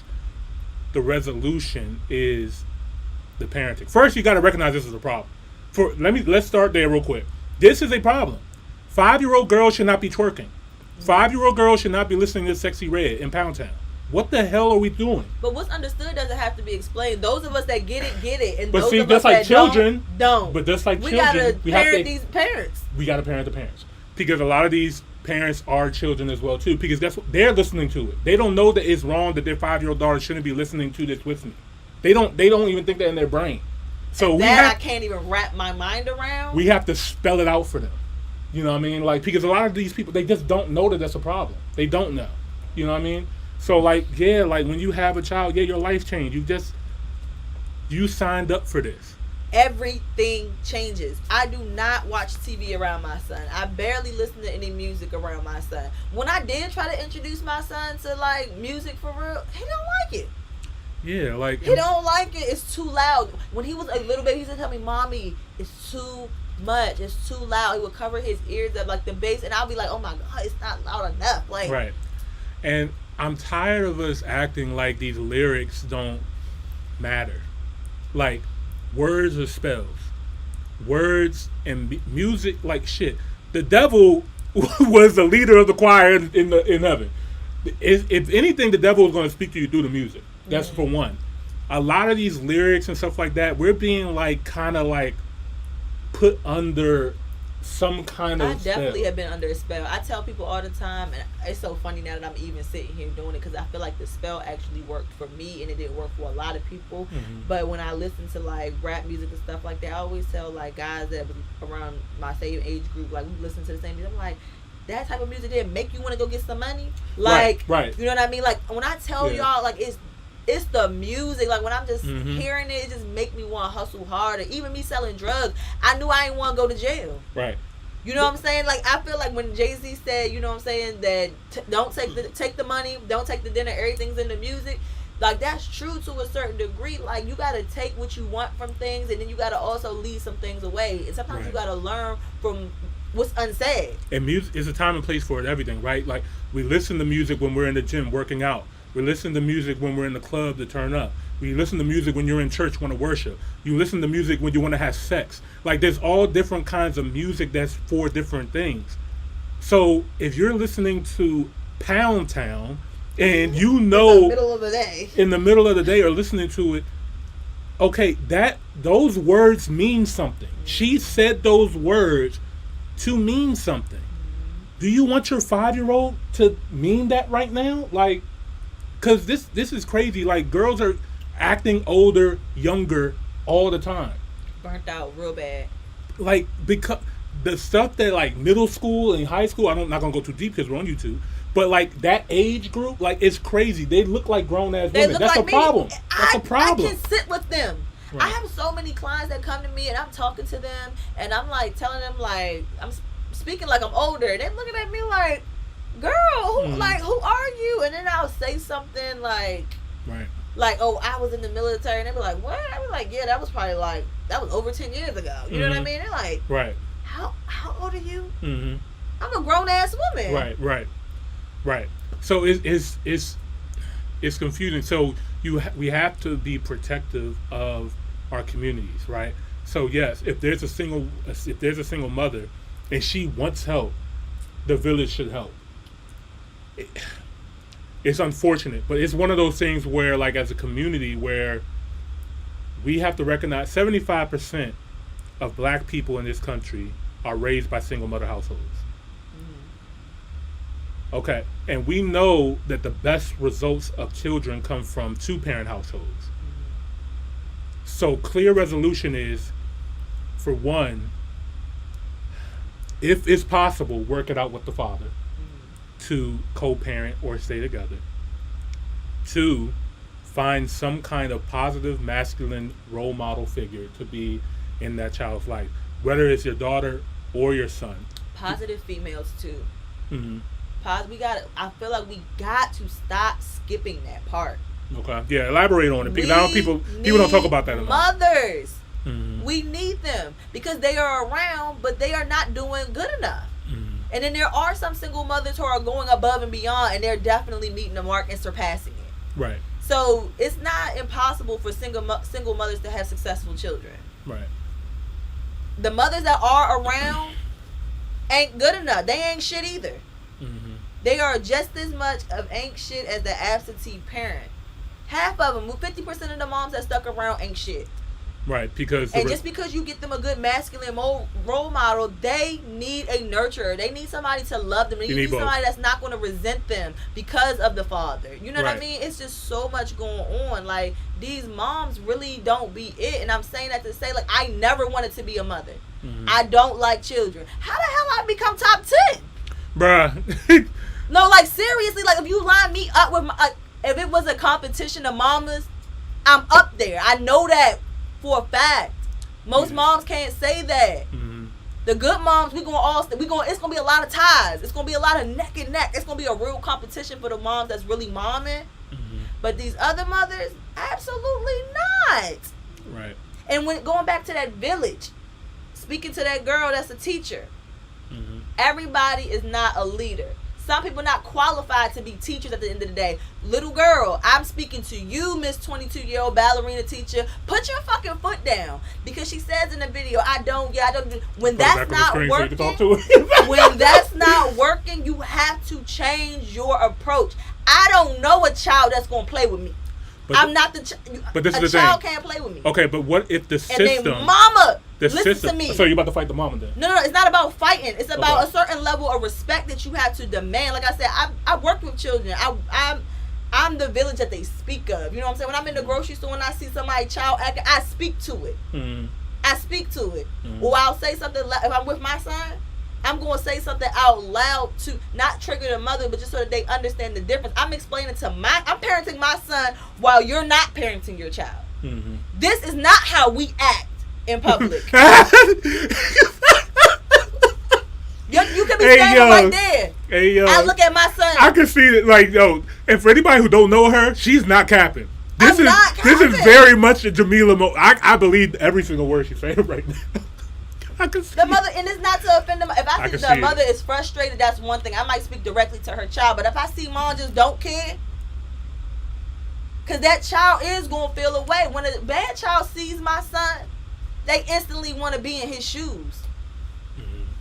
When they see me even yelling at my son, they want that attention. Some kids just want some attention, whether it's positive or negative. Yeah, because they feel neglected so much in the house. Mama too tired to give them that nurturing and that attention and stuff like that. Yes. This all stems back from the broken home. A lot of here we go. Mm-hmm. A lot of these women are trying to be mom and dad. You can't do it. You're not supposed to do it. You're supposed to be mom. Dad's supposed to be dad. If dad is not there, you need a village, a dad-like figure. Stop trying to be mom and dad, because what's going to happen is you're going to try to be dad, and now you can no longer be mom. And the child is going to have the effect of that. So, mother should mother, father should father. And I know there's a lack of fathers, but I also see that changing as well too. I see a lot more men stepping up trying to be fathers. I feel like that curse, that was a 80s crack epidemic, mass incarceration program that was put into our communities, that's finally starting to subside. Yeah, we're in the culture of bitter baby mama now. Right, exactly. This is the after effect of that happening. And then it goes into just weak men. Because I don't care how bitter the baby mother is, a man should still fight for his child. She still laid down with that man and made that child. You have to have accountabilities on both sides. Yes, you might be complaining about that guy, but you still made a baby with that guy. You made that choice. Men can't just go around impregnating women without their consent. They'll go to jail for that. So women have to take accountability. No, women have to take accountability for who they're laying down with as well too. We can't. It's accountability on both sides, the men and the woman. It's not one-sided here. So men need to be men, step up and father more, and I'm seeing that. And mothers need to let the men be the men too, because there's a lot of scornful women as well too who won't allow their children to have fathers because of something. You're tired and you don't want to give the baby to the father. My child father be talking that dumb shit. I'm like, come get him. You can keep him. You ain't gonna see him. Keep him. You can't do it without me, baby. That's what you're not gonna do. Yeah, because that's what mothers really need to get through their head. He's never gonna keep the child. He can't do it. He don't want to do it. Bitch, you don't want to do it. What? Like, let's make it make sense. He's never gonna keep that child. He's not. He's not gonna do it. We need each other. Real bad. We belong together. Shout out to Mariah. Not the scientist, but her too. I say free her man. Free her man. YSL, what's up? All right. Anything else on this topic? I feel like we barely even scratched the surface, but we talked a lot. You're right. Because this is deep. This is so. There's so many things that go into this, right? But we don't have enough to go into it all tonight. But what I can take from this is, you know, her two main things just from the 3 minutes that I watched. Number one, parent your fucking kids. Some people don't even know what that means though. Some people like I just That's got true. them and I what gotta else do you spell it think out. I'm doing? What do you think I'm doing if I got them? When you send your kids to the system, which is the school system, any place that you can no longer parent anymore or supervise, that child needs to respect authority as if that was you. I'll be damned if I let my kids run around saying my dad's the only one that can do this for me. That is like That's crazy. Because now you just say, because basically you're saying, where does it stop? Because if you're telling them at 5 years old you can do whatever, they're gonna say that to their teachers, they're gonna say that to the police, they're gonna say that to whoever. But I feel they like have no when respect we for were authority. coming up, there was always kids saying that. I just felt like there were more teachers who wasn't going for it. Right, but because of social media, because of people are more sensitive now, because we're living in this sensitive ass society and world, that girl will lose her job for speaking her mind. And now she can't. Now she doesn't have an income. And yeah, we will love for her to step up, and we will love. But it's not really her responsibility to step up like that. Like it really is a masculine role, a masculine thing for us to do. But by doing that, you end up losing because you can lose your job. And this economy is hard. People are struggling out here right now. So it might be easy to tell her, like, yo, stand up and talk to that woman. But she's also probably thinking in the back of her mind, if I say this, I'm going to lose my job. I'm not going to be able to afford this. I'm in school right now. I need help. But there's right and wrong ways to say things.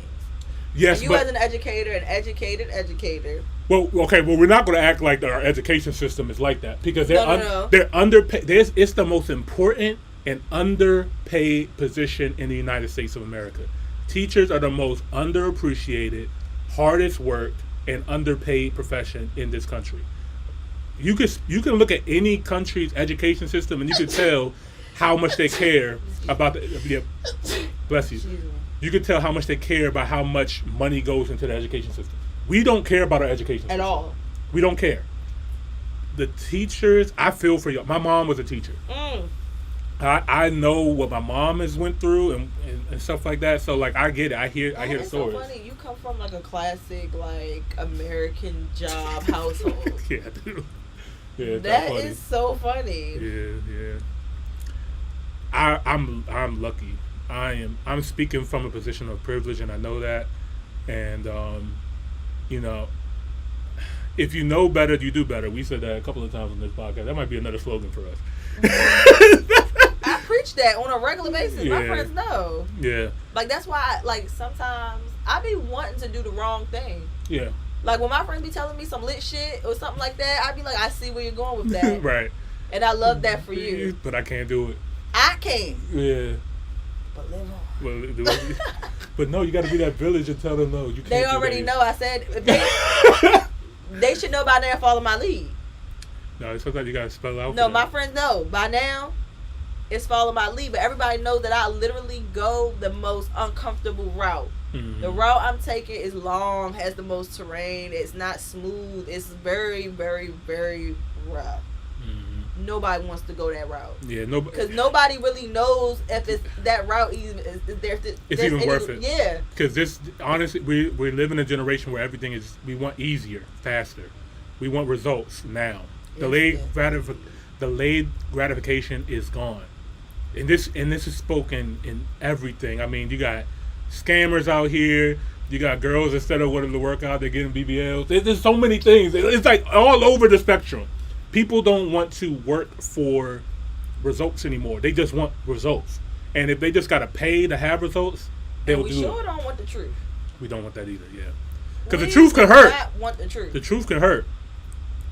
This one's going to hurt. We be knowing the truth already. Yeah. We be knowing the truth. We be knowing that shit is not sweet, but we still, just because it's looking sweet, acting sweet, we gonna go along with it. Yeah. This I really hate this for our community, man. Like this is part of the biggest issues with us. Like, and when we were talking about, you know, hip hop and, you know, the music and stuff like that, the second part was her, you know, talking about 5-year-olds twerking the sexy red. That's a problem, y'all. Like, newsflash. I don't know, man. Maybe y'all just don't care.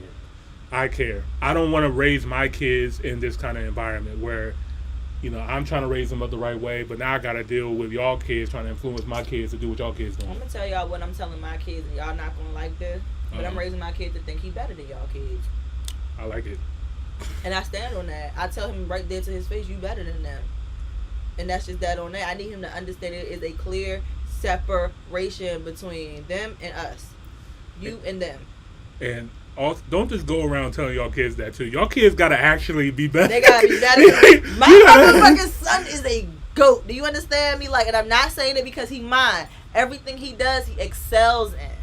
Whether it be school, sports, it don't even matter. Yo, my son plays soccer, football, wherever you watch it from. Yeah, because they got us in the comments like, what the fuck is a soccer? Yeah, that's why I already know who I'm talking Football! to. Yeah, I already know who I'm talking to. But my son is in a little youth team or whatever. The score could be 9-2. My son scores 7 goals. Understand? Like, y'all know soccer. You don't football. You don't score goals like that. Now, because he's been so advanced, they had to move him up age groups. And now he's being a little bit more challenged. That's important too. Make sure you're challenging your kids. The ones that's good, go above and beyond for them. And that's what we're doing for mine. My son not the best on the team right now. It's a little difficult to watch this season, but next season we'll be back. But yeah, I'm teaching him to be better because he really is better. Why is my child not better than your motherfucking daughter that's skiing and popping her motherfucking ass? I don't give a fuck what you talking about. He is better. He come from better. He know better. And he's gonna do better. It's just that simple. Hey, you just need to pack up and. And my daddy told me that too, though. I ain't gonna lie. He raised me to think I was better, and I went against it for many. It wasn't until I had my son where I really accepted that this was what my father was trying to do. That's an African confidence. It is. You need to go back. Shout out to the continent of Africa. Yeah, shout out to y'all, man. Like, we can learn from each other, man. I am who I am really because of my dumbass daddy. I got you can't call him dumb and giving him props. All in the same breath. Jesus it is Christ. what it is. I mean, there's everything is the good and the bad. Yeah. Yeah, because no parents are perfect. No parent is perfect. Nobody's perfect. Nobody's perfect. He instilled some perfect shit in me. But him as a human being. And that should be enough.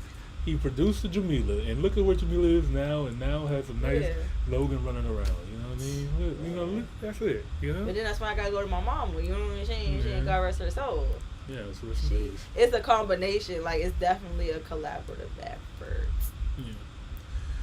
Oy, okay. All right. Lord have mercy. Okay.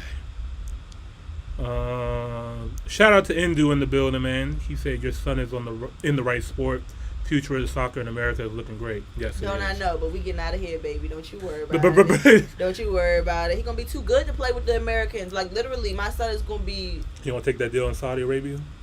They giving out that money. Wait, do you not understand? My son, I'm literally setting my son up to do whatever he want to do. I want him to have so many options. It's crazy. My son also played baseball. Shout out to everybody that's still in the building, man. Slim Chance in the building. Shout out to our brother Slim Chance. Shout out to Slim, bro. Shout out Mike Scott still in here, man. Bidemi still in here. Shout out to you. Laughter was good. Jefferson was good. All right. We're gonna have to get into this more later. I feel like there might be a part 2 or. I ain't gonna lie. There's a whole bunch of weak parents in the world. We can always bring this back. Bro, we can always come back to that. Business parenting ain't going nowhere.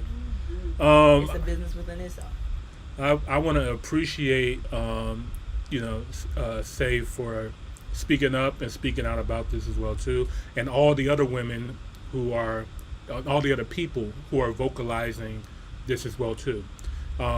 We hear this.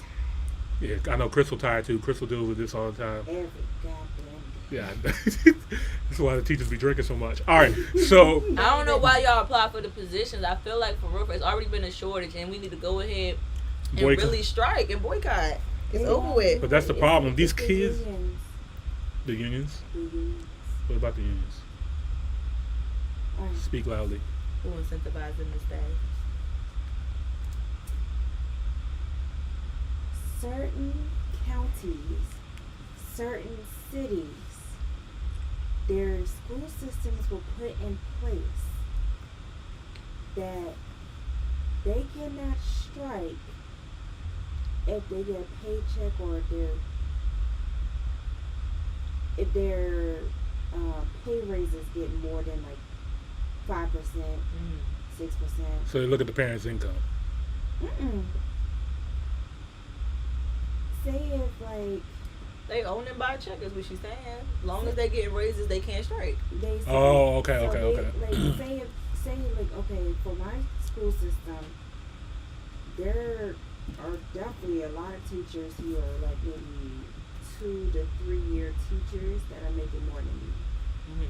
Say if their income is probably 65, 75, whatever. And that's because it's in the inner city.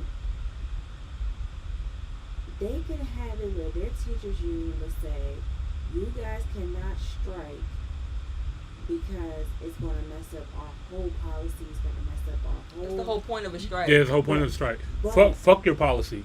It's not working. But the That's thing the about point. it, which I understand what you're saying, but what we're saying is we need people in the school system who actually care about our children and that are willing to run the risk, because that's what it takes. But see, how do you do that in a struggling economy either? When one teacher's salary can't afford you a 1-bedroom apartment. So it's tough. But like you said, The system is designed. the system is designed for this. So, all right. This is a tip They need to that I stop see the going wealthy. to school for teaching. I don't even understand why anybody wants to be a teacher. Ever since I Some found people out have the a passion salary for when it. I was, I do too. Some people have a I passion do for too. it. I love children. I don't like them, but I love children, I and I thought have you just said you don't like them. I don't Like, like them. I don't like them, but I. we gotta do find you a have different phrase, love. different word, please. People going. No, I don't like children. I'm But you just said you like them. I said I love them. Get it right. There's Okay, a see, difference that's between that. liking and I'm loving glad somebody. that you elaborated because the No, more I the- said it. You misheard me. I said I love the children. way but I how don't these clips like are set children. up, we gotta be very careful. No, I what we said say. love. I do love children. Got I it. don't like them. The same ones that I love, I don't like. See now we're getting, Lord have I mercy. can- They're gonna have a field day. All I right. can understand her sentiments because I love teaching. I can say this, for me being a substitute last school year versus me being a registrar this year, because that's not my real title on paper. The problem is some of my kids I had last year, yes, I love some of them. This year, some of them I just want to be like, yo, I'm about to pluck your ass. Go to fuck the class. Go do something productive. No, you in the hallways want to fight every fucking single minute, second, millisecond. It's hard for you guys to rectify a situation that's already gone too far. Like it really starts at the earliest stages of them being children, little kids, and that's where like the Go on the sink of shit. Yeah. But the thing about it, yes, it's like Jamila said, it be some dusty ass moms out here. Right. And they be coming in here. Actually, it's crazy. I had a few stories where the moms will come in there and try to fight the kids. Yes. Yeah. And then Because if the right child fuck with mine, I'm on my way. But that no, it's not even that I'm on my type way. of fighting. No. I'm talking about like it's the if somebody hit you, hit them back. That's that's normal. But it's the fact that it's the carry on for like. Yeah, people don't know how to months. it's going to continue on. Yeah, I get it. Like when I was growing up, when I was a kid, I remember I was in elementary school. I got into a fight, and my mom, she put me on punishment.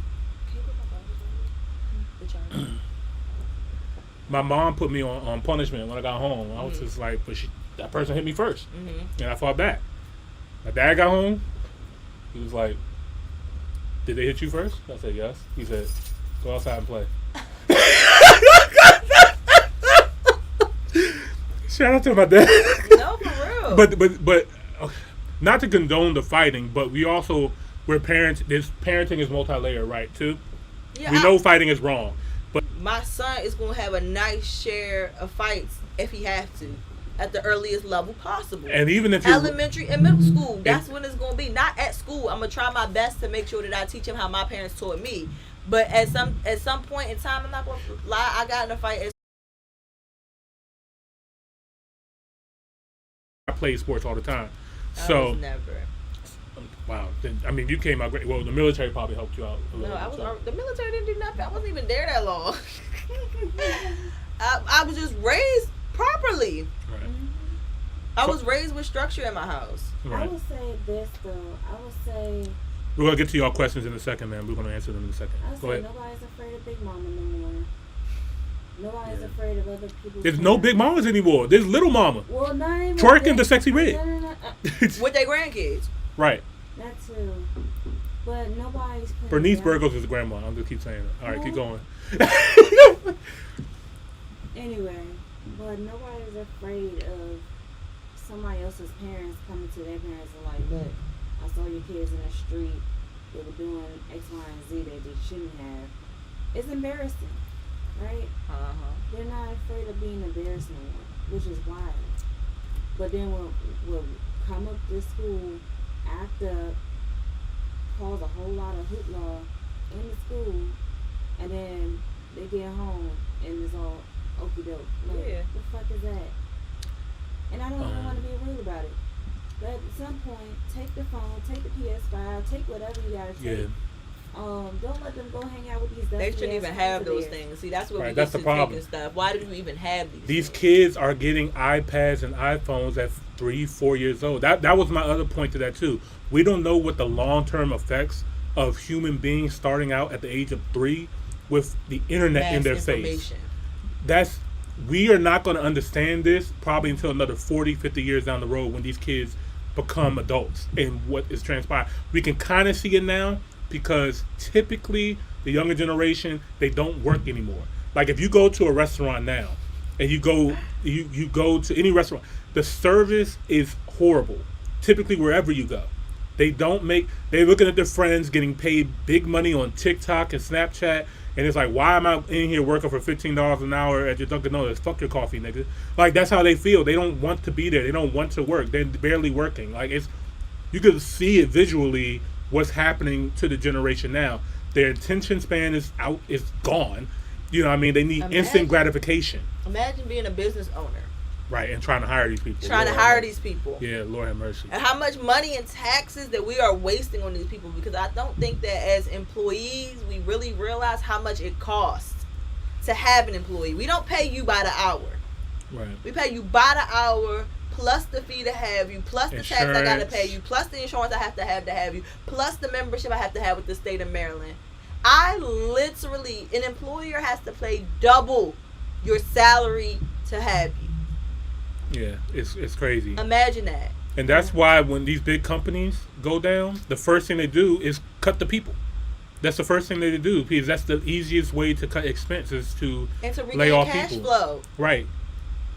What was your first job again? Technically a library page. Chinese carry out. And then you helped me get into, where. You talking about What was you your worked, first you job? worked at Champs? Remember? When did you work at Champs? You helped told her. me. I helped you get a job at Champs? Yes. How did I do that? You told me to talk to a dude at the. You worked there? After you gave her the nigga. Thank you. The How nigga long did you still work there? did. I don't remember you working. Like The 11 not the one in Waldorf. St. Charles Mall? Yes. Yes. How long did you work there for? Like 11 months. Damn. Thanks for the job. I don't remember that at all. I do. Why don't I remember that? I only say this because it's like, yes, back then we were happy to have a job. Right. We got some money. And even though it wasn't my technical first job, it was my first job on a tax paper. Yeah.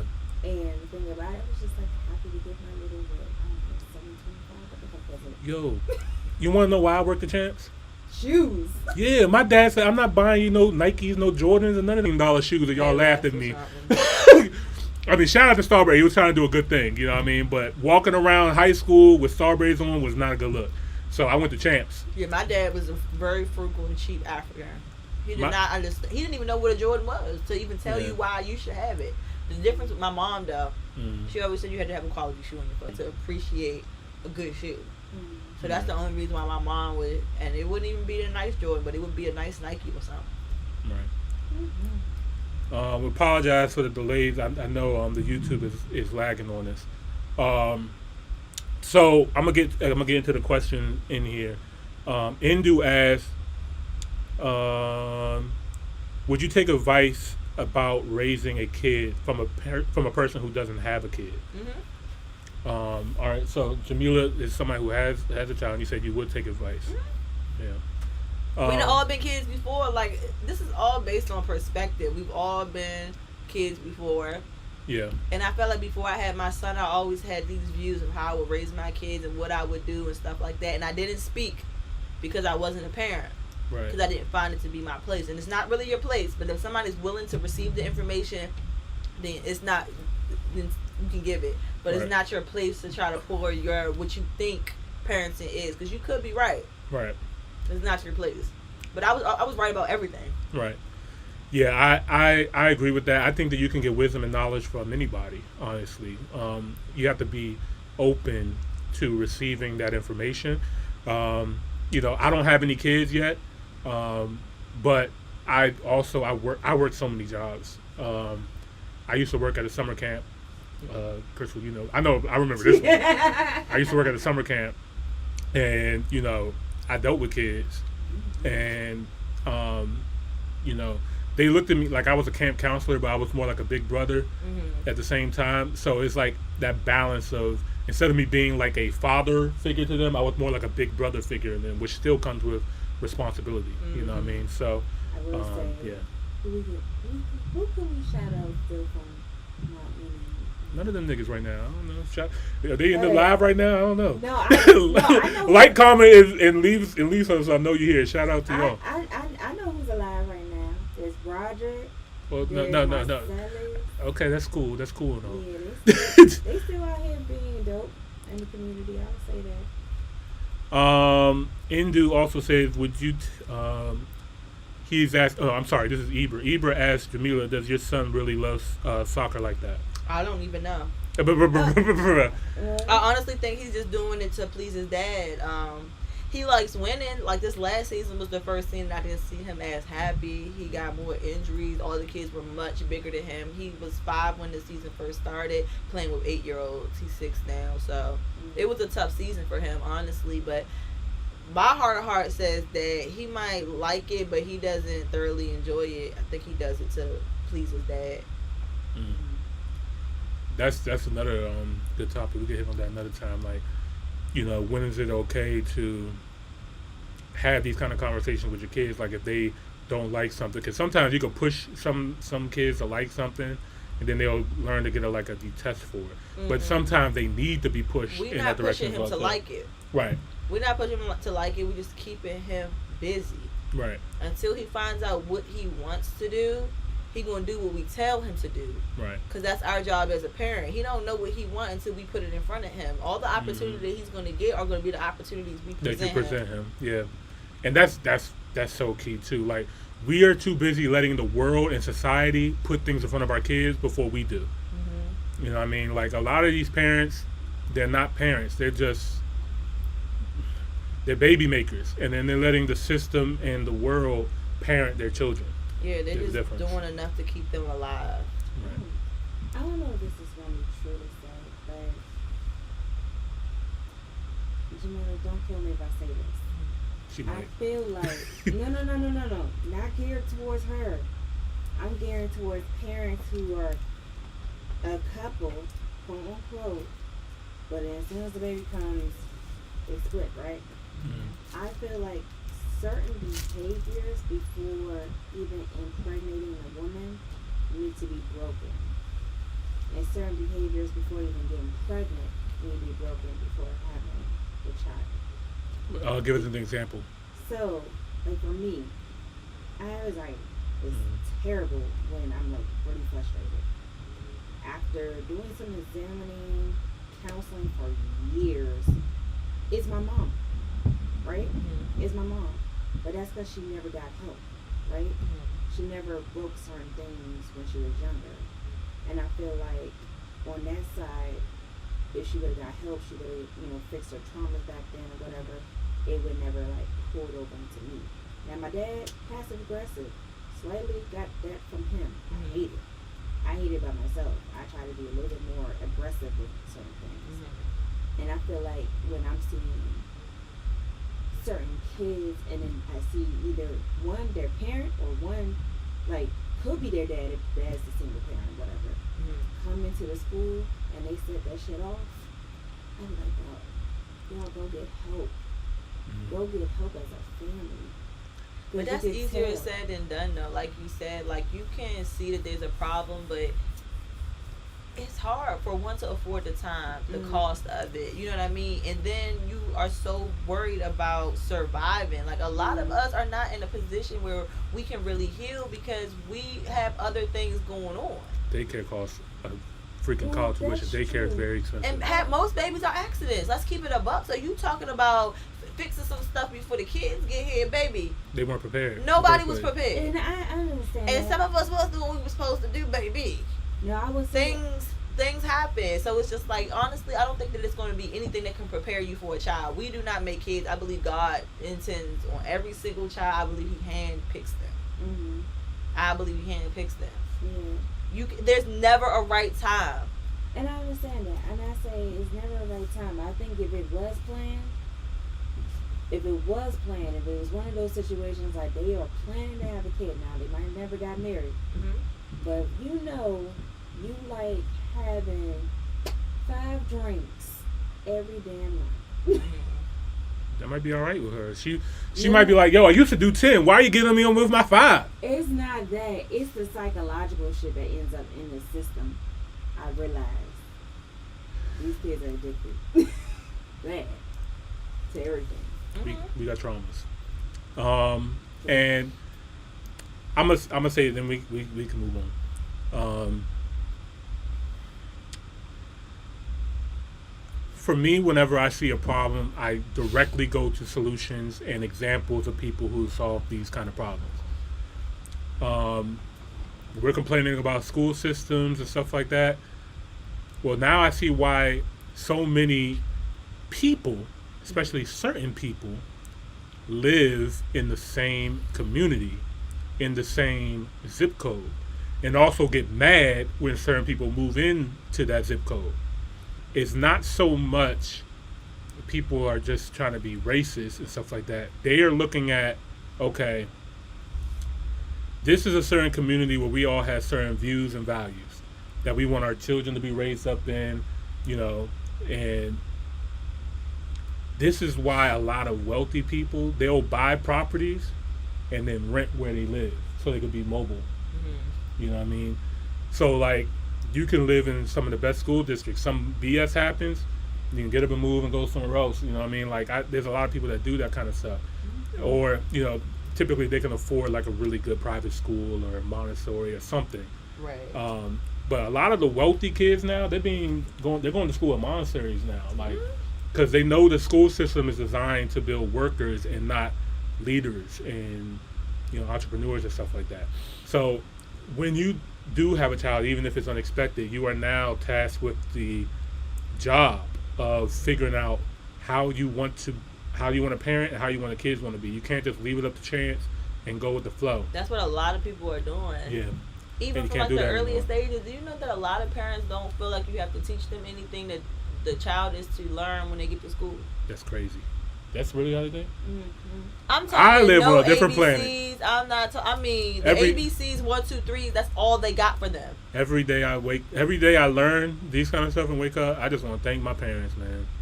Shout out to y'all. Shout out to my dad. Shout out to my mom. Thank you. Kids and you see what's going on. Like, no it idea. is so. I knew it's messed up out here, but like the more and more I see and hear, I'm just like, this is getting worse and worse and worse. And it's really bad because imagine, I don't know about for you, but for me, I was a gifted child. I was always like well advanced compared to the other kids. When teachers and stuff like that saw that in me, they instantly moved me. They're not doing that anymore. They can see how gifted your child is, and it's just like, kudos. They're not reading with their kids no more. Kudos. I'm talking about teachers. Like, you could be right in the school system, and if your child is gifted, it's just like your child is gifted. It will, if it's not to come through like the system, like if that child isn't being tested in that moment for being gifted, it doesn't matter if we know that they're gifted or not. They're not going out of their way to get the child tested. They're going to have like whatever that time is in their system. That could be third grade or whatever the case may be. My teachers knew I was gifted from the very beginning. They always moved me up and placed me in different classes and gave me extra work and different. They're not doing that. Yeah, no. In fact, they're holding the smart kids up. My child for last year for pre-K was in half advanced, half special ed, so that the special ed could learn from the advanced. But what did you think that was doing to the advanced kids? They just wanted to do inclusion so everybody can be on the same Oh yeah, page. no child left behind. There's now. no money for them to separate them. There's not enough teachers for all of these kids being born, and and there's not enough money being fed in. So like these are our problems that we're facing in the education system, and that's why I'm gonna wait, man. I'm gonna wait until I know I'm in a good enough position where I can get my kids in a good space. Like, I'm not just having a kid. Like, I can raise. Bless you again. I listen. I have a house. I have a car. I have a good job. I can move around, stuff like that. But I know even with that, it's not enough. It's never gonna be a good time. The moment you're waiting for is never gonna be. I don't believe that. I'm telling you. Where do you see it happening at? Where you gonna move this child? I don't know. 4 more years. Give me 4 more years. Yeah, then I'm gonna start thinking about babies like that. Yeah. Because even if you go to Africa and stuff like that, you know what I mean?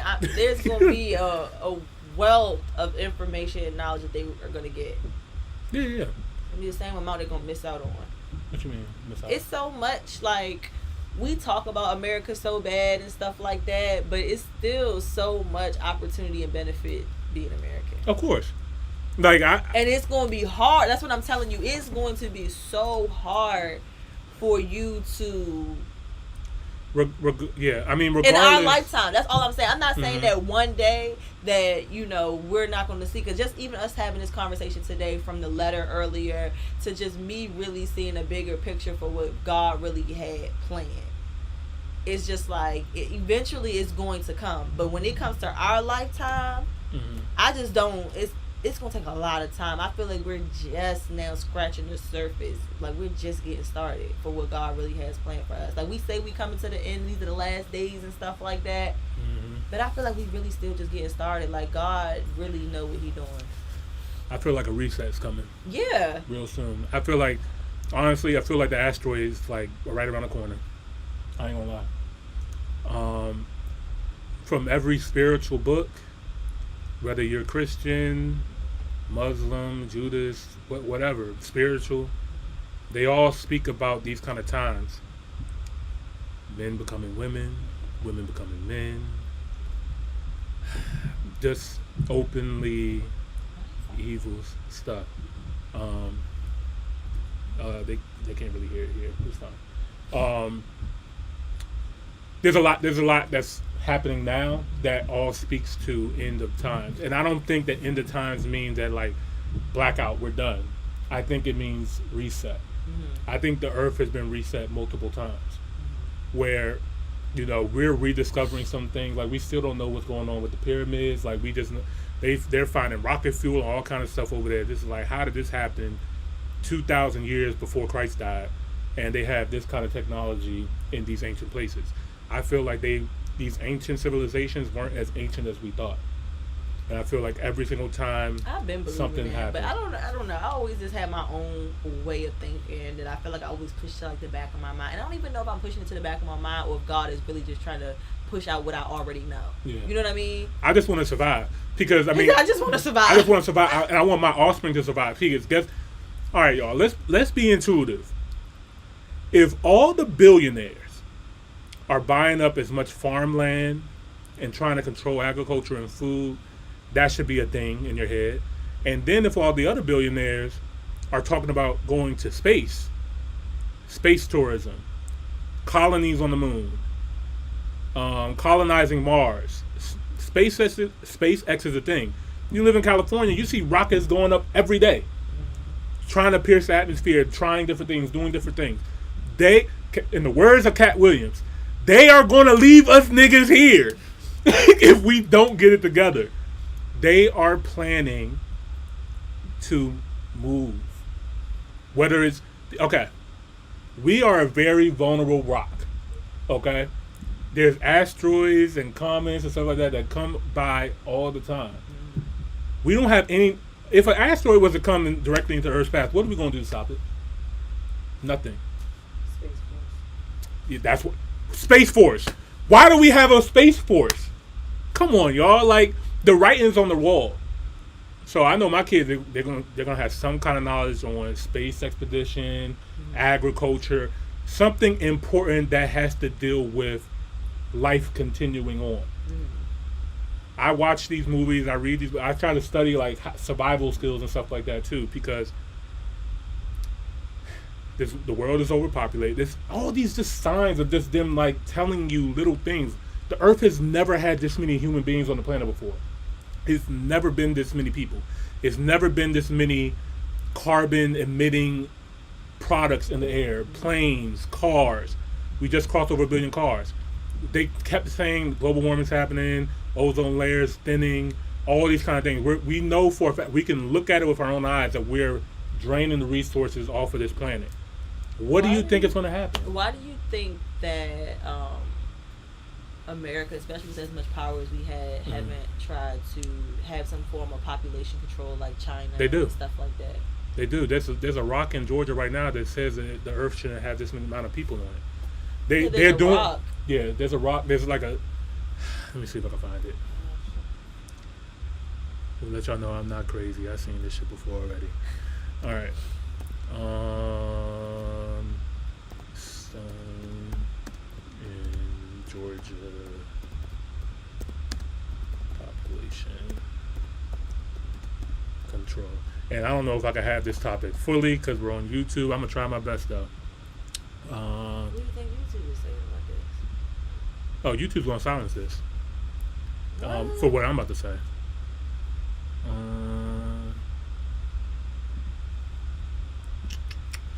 How the Georgia Guidestones became a magnet for conspiracy theories. They always love to put that on there, but the fact that it exists, it tells you like they call for keeping the Earth's population under 500 million, but we're way past that. But yeah, there's I don't even know how this got here, but this is here in Georgia. The 19-foot tall Georgia Guidestone shown on August 1998 have been drawing curious visitors since 1979. Where the hell does that rock come from? Right, but it's there. Like I said, there's so many signs and things that are here, but just we don't really pay attention to. But the population control is very much a thing. Like they've been doing this in America, like Planned Parenthood, separating the families from the home, mass incarceration. But it's not stopping us from having children and procreating. The birth rate slowed down for the first time. Like, you know what I mean? Like they've done things to sterilize men. I'm not going to say specifically what it is on here, but they're doing things to feminize men and masculinize women and prevent people from having more children to slow it down.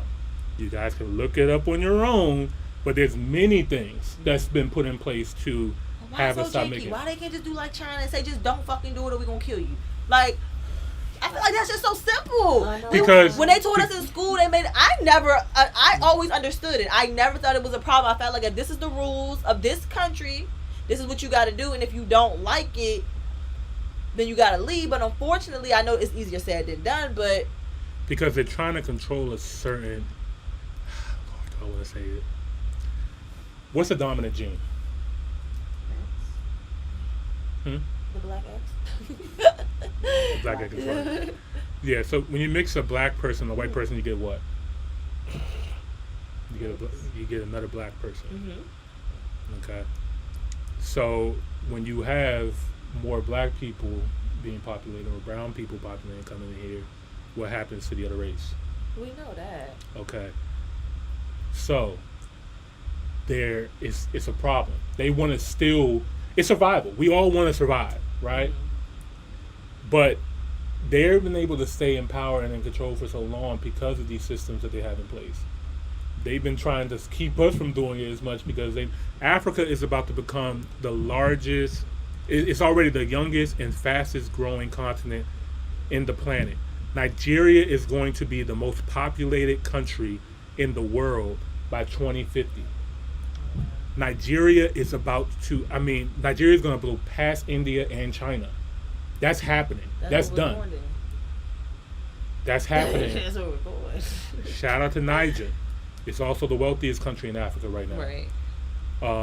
So they did not have to do what they did over the last 10 years. Last 20 years. What you mean? Scamming. Hey, they had to find a way. The they Americans did it. I don't know. God damn. Yeah, population. Nigeria's population right now is at 213.4 million people. Let me see if I can find Nigeria's.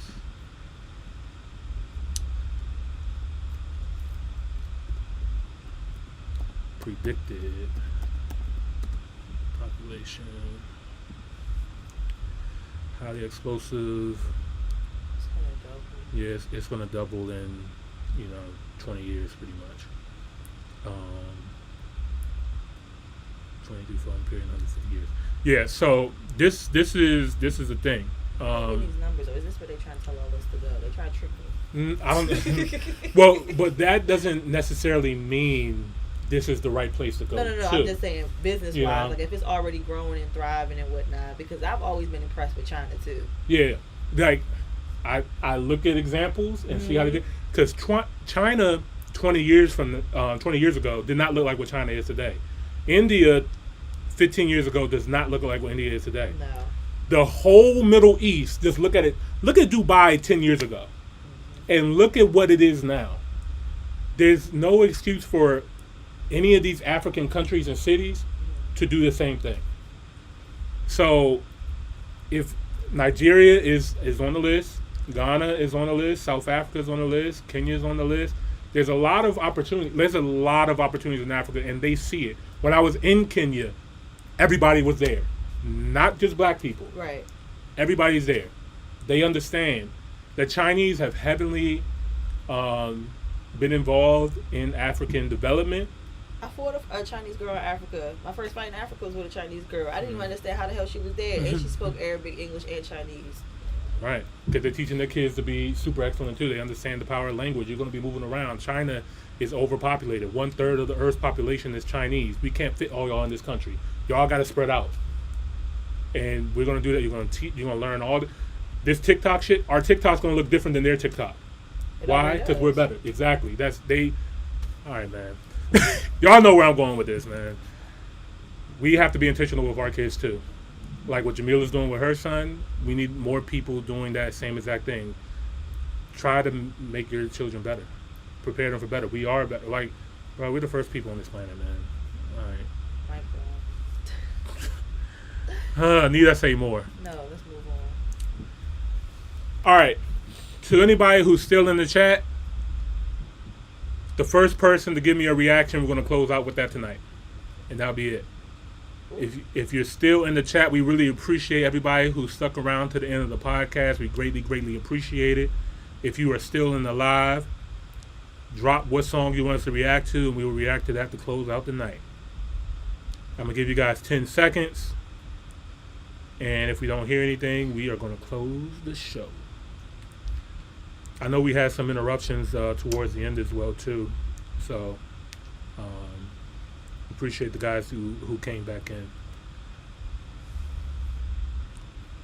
I really enjoyed this conversation, though. It was a lot of topics that needed to be talked about. This podcast is just doing something different lately. It's inspiring me, though. Yeah. So I enjoy doing it, man. Like, we need to get these thoughts out. It all starts with the thought, then we speak on it. The next thing, we got to write this stuff down. Bless you. everything that we feel that is important that we need to move forward. Anybody watching, still listening, it starts with a thought, then we speak it. Next is writing it down. Once it's written down, we can then take action. It's the little steps first. Stop trying to eat the whole pie by yourself, you know? All right, guys. We thank you guys so much for tuning in to another episode of the Top Hill Podcast. More Kenyan vlogs on the way. Make sure you guys look out for that. By the time this comes out, you guys are going to already know who Marvin is. Plenty of his videos on here. Mafame Musa will be up next. Make sure you guys stay tuned for that interview. And the Nairobi National Park will be coming up next too. So, thank you guys so much for tuning in. This is your boy, Mr. Top Hill Pod, a.k.a. E-Money Boss. And the girl Jamila with her own boss. Say bye, Crystal.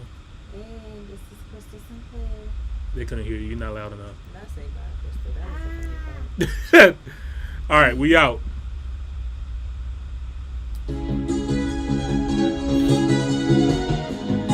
Because his album was shadow banned, I'm playing it. This shit is fucking great.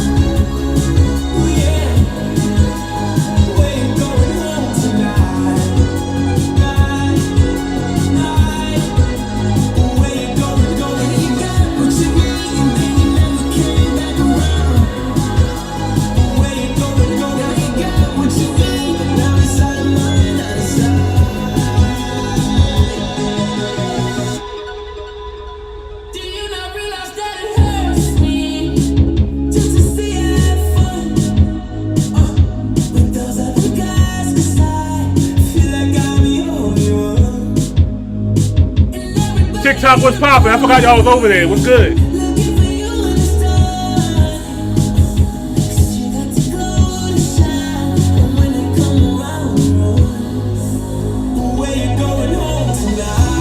Oh, if you guys are still here, by the way, follow our Top Hill TikTok page. You should get lit over there. I ain't gonna lie.